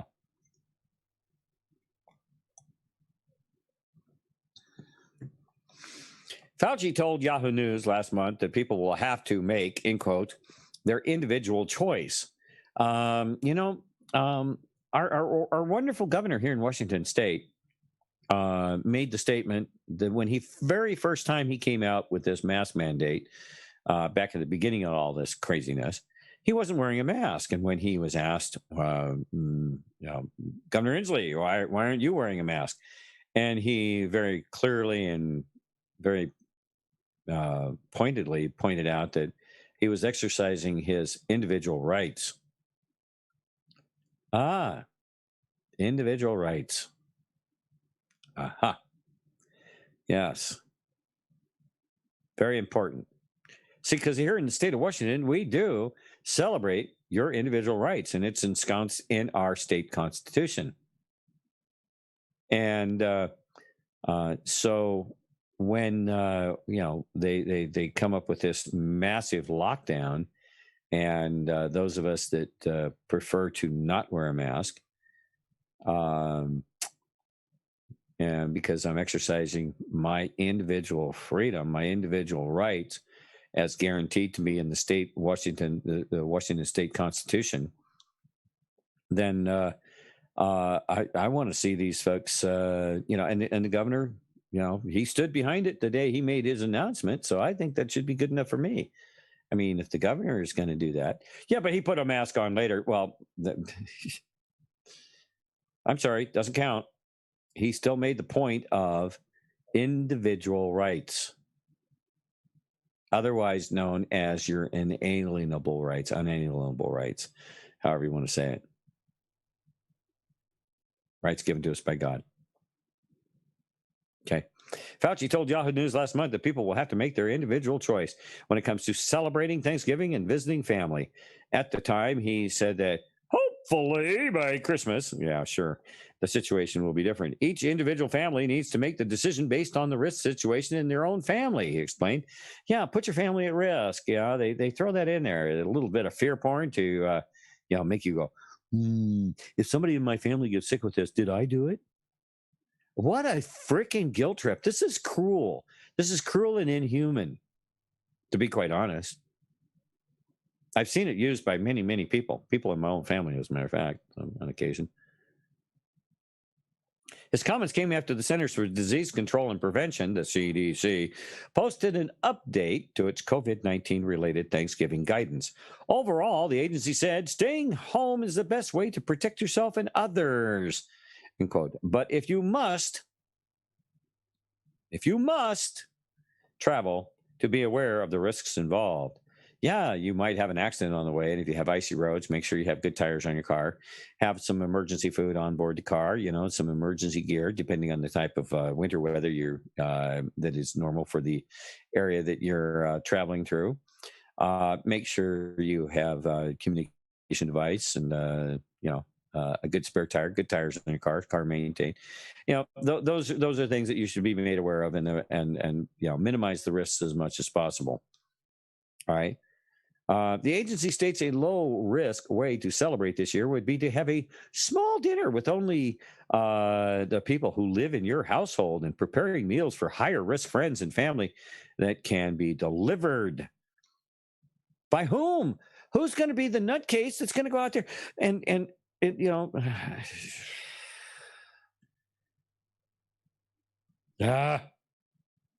Yeah, Dee Haugen. It stopped taking the guilt trip bus a long time ago. Yeah.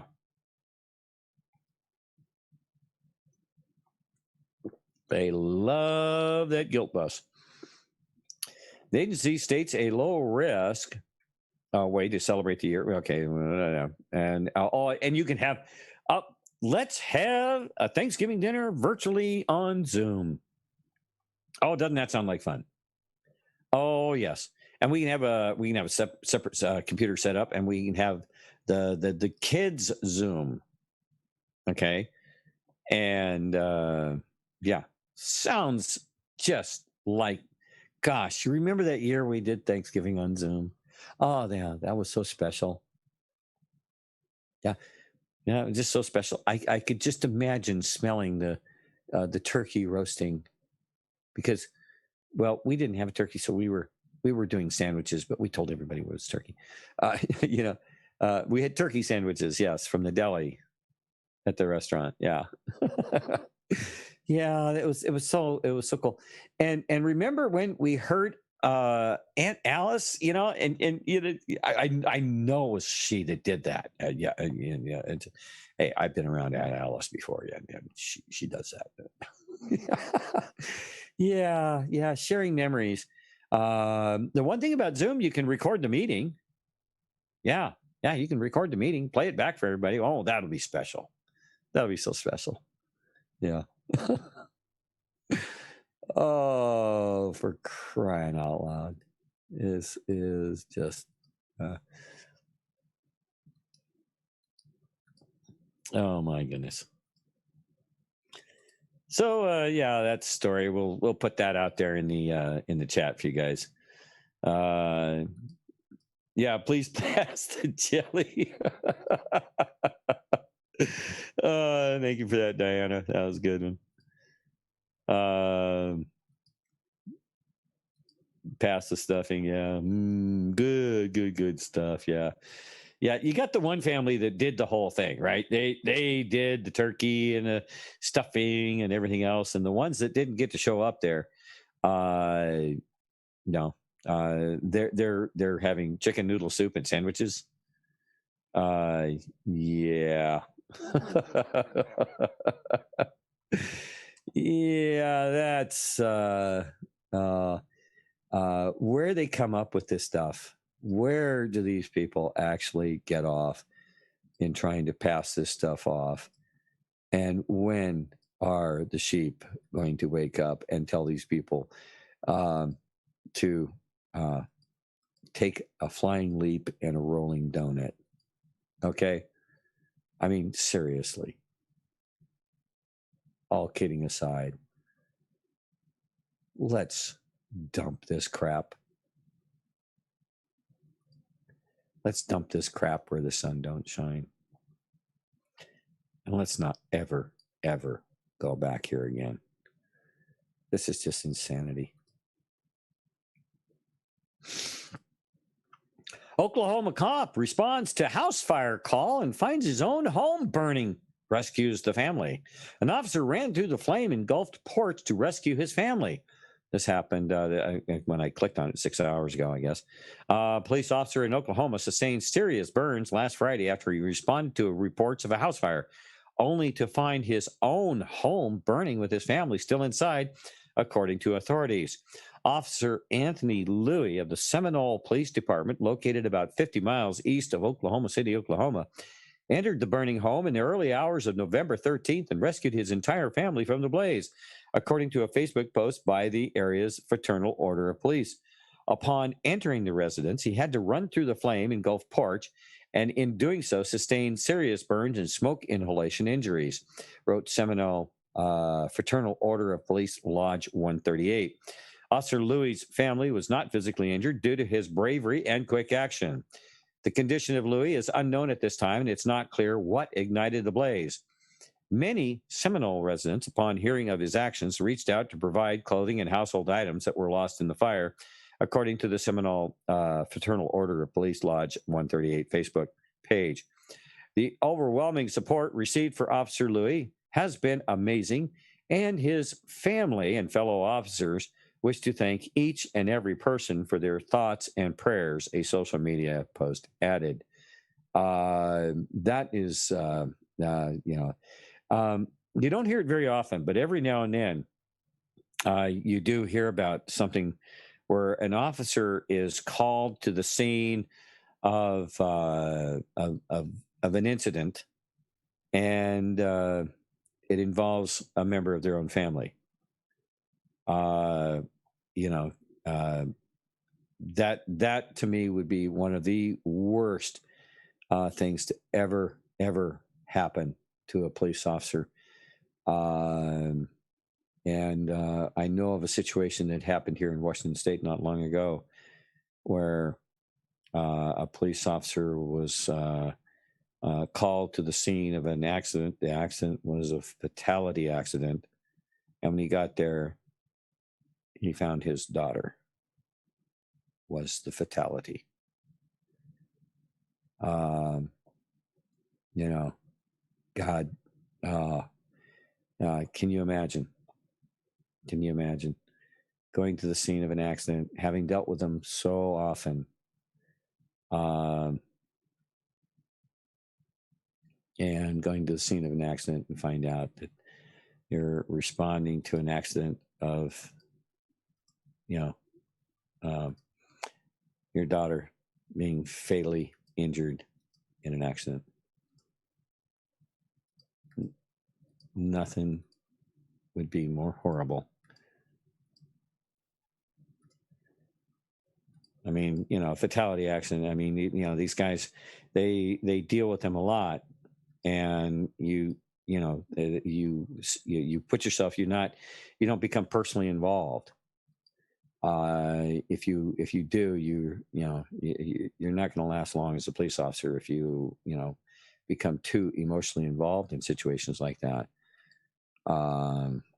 So they learn to compartmentalize that stuff and deal with it in other ways.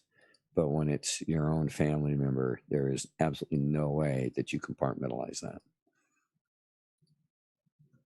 What a tragedy. In this case, only some burns, some damaged property, and everybody's gonna come out the other side doing all right.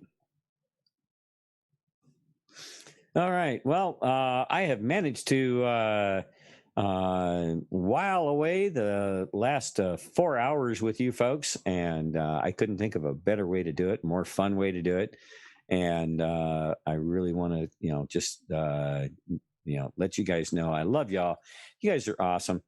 It's been a fantastic morning, and more stuff coming. Because we got.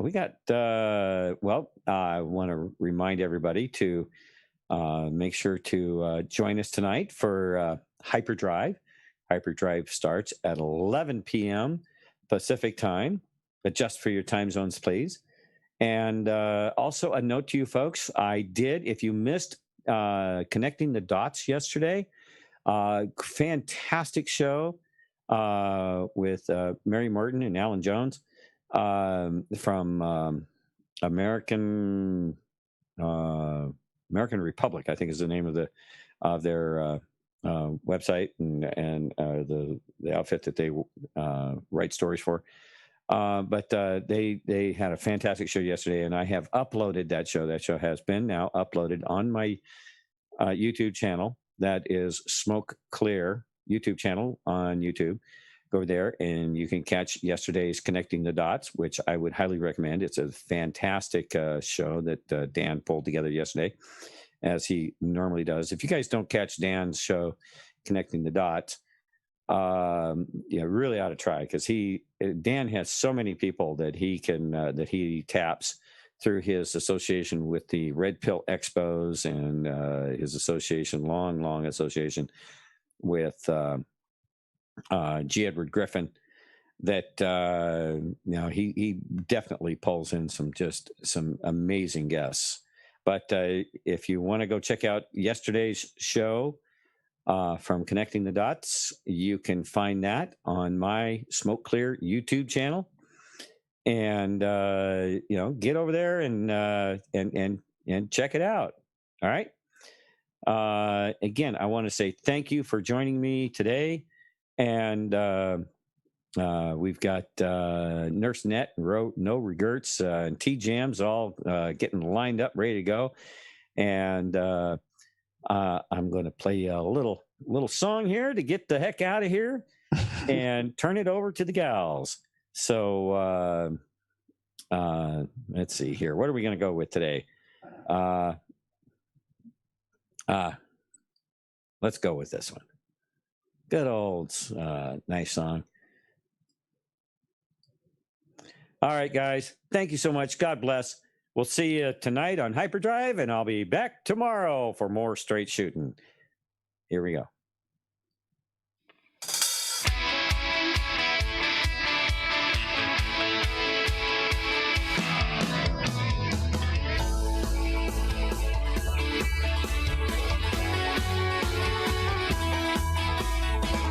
Driving down the street today, saw a sign for lemonade.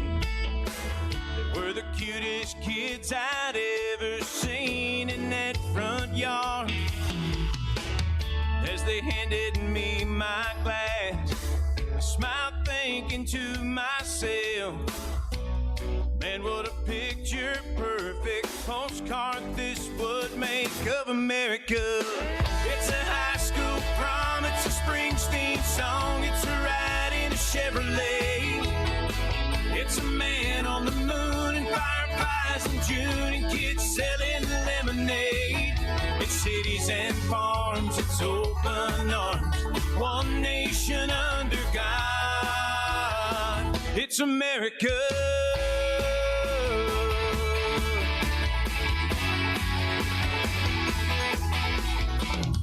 Later on when I got home, I flipped the TV on. Saw a little town that some big twister tore apart. People came from miles around just to help their neighbors out. And I was thinking to myself, I'm so glad that I live in America. It's a high school prom, it's a Springsteen song, it's a ride in a Chevrolet. It's a man on the moon and fireflies in June and kids selling lemonade. It's cities and farms, it's open arms, one nation under God. It's America.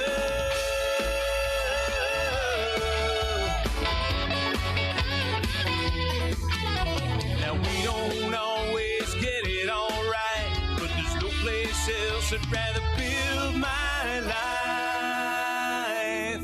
It's a kid with a chance, it's a rock and roll band, it's a farmer cutting hay. It's a big flag flying in the summer wind over a fallen hero's grave. It's a high school prom, it's a Springsteen song, it's a welcome home parade. It's a man on the moon and fireflies in June and kids selling lemonade.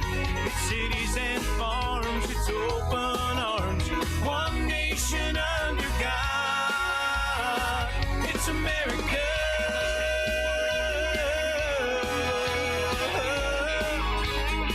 It's America. Hey, yeah, yeah. It's America.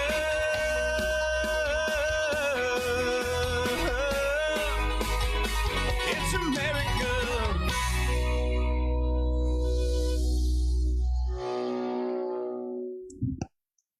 All right, ladies and gentlemen, have a great day. God bless.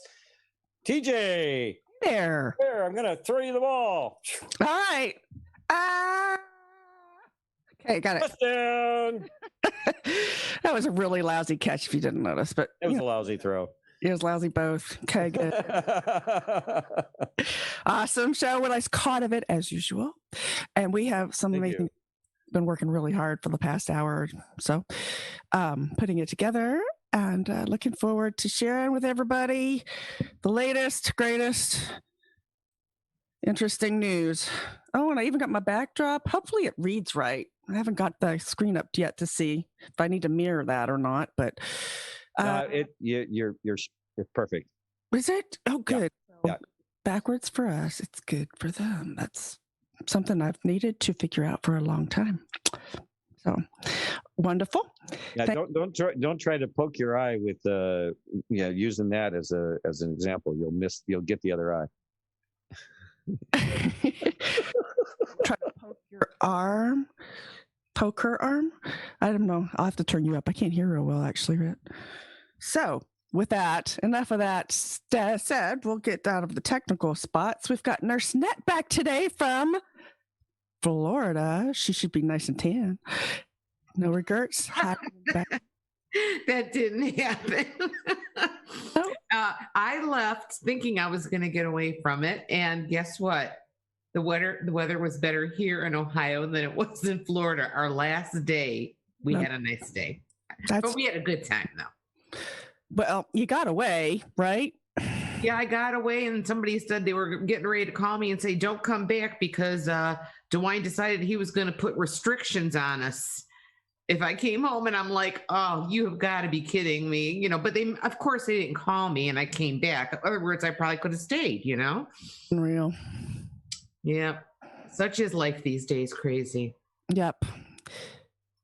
It's going to change, though. We've got some major cracks happening. To say the least. So, all right. Well, good to see you here in one piece, happy and ready to go. We'll do our intro. We'll be right back.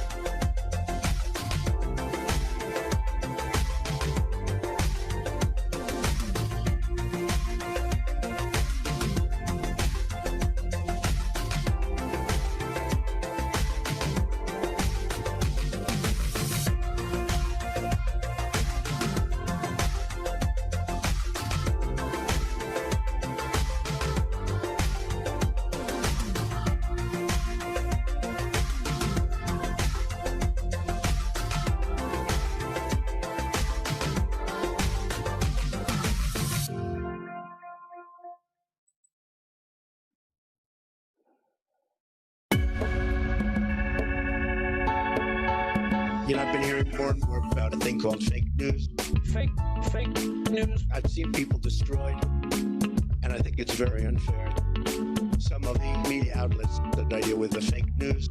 Fake news. I think it's a disgrace, an absolute disgrace, but I don't think they care. Well, first of all, one of the reasons I'm here today is to tell you the whole Russian thing, that's a ruse. It's a ruse. I own nothing in Russia. I don't have any deals in Russia. Russia is fake news. I just see many, many untruthful things. The press has become so dishonest. The public doesn't believe you people anymore. You have a lower approval rate than Congress. You know, I've been hearing more and more about a thing called fake news.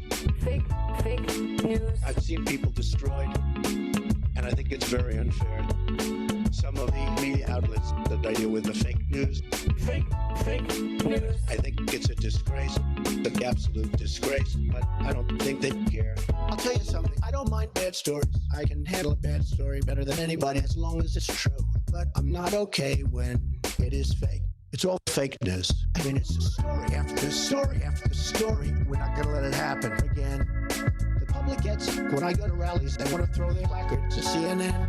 Here's the thing. I want to see an honest press. I want to see an honest press. I want to see an honest press. It's so important to see an honest press.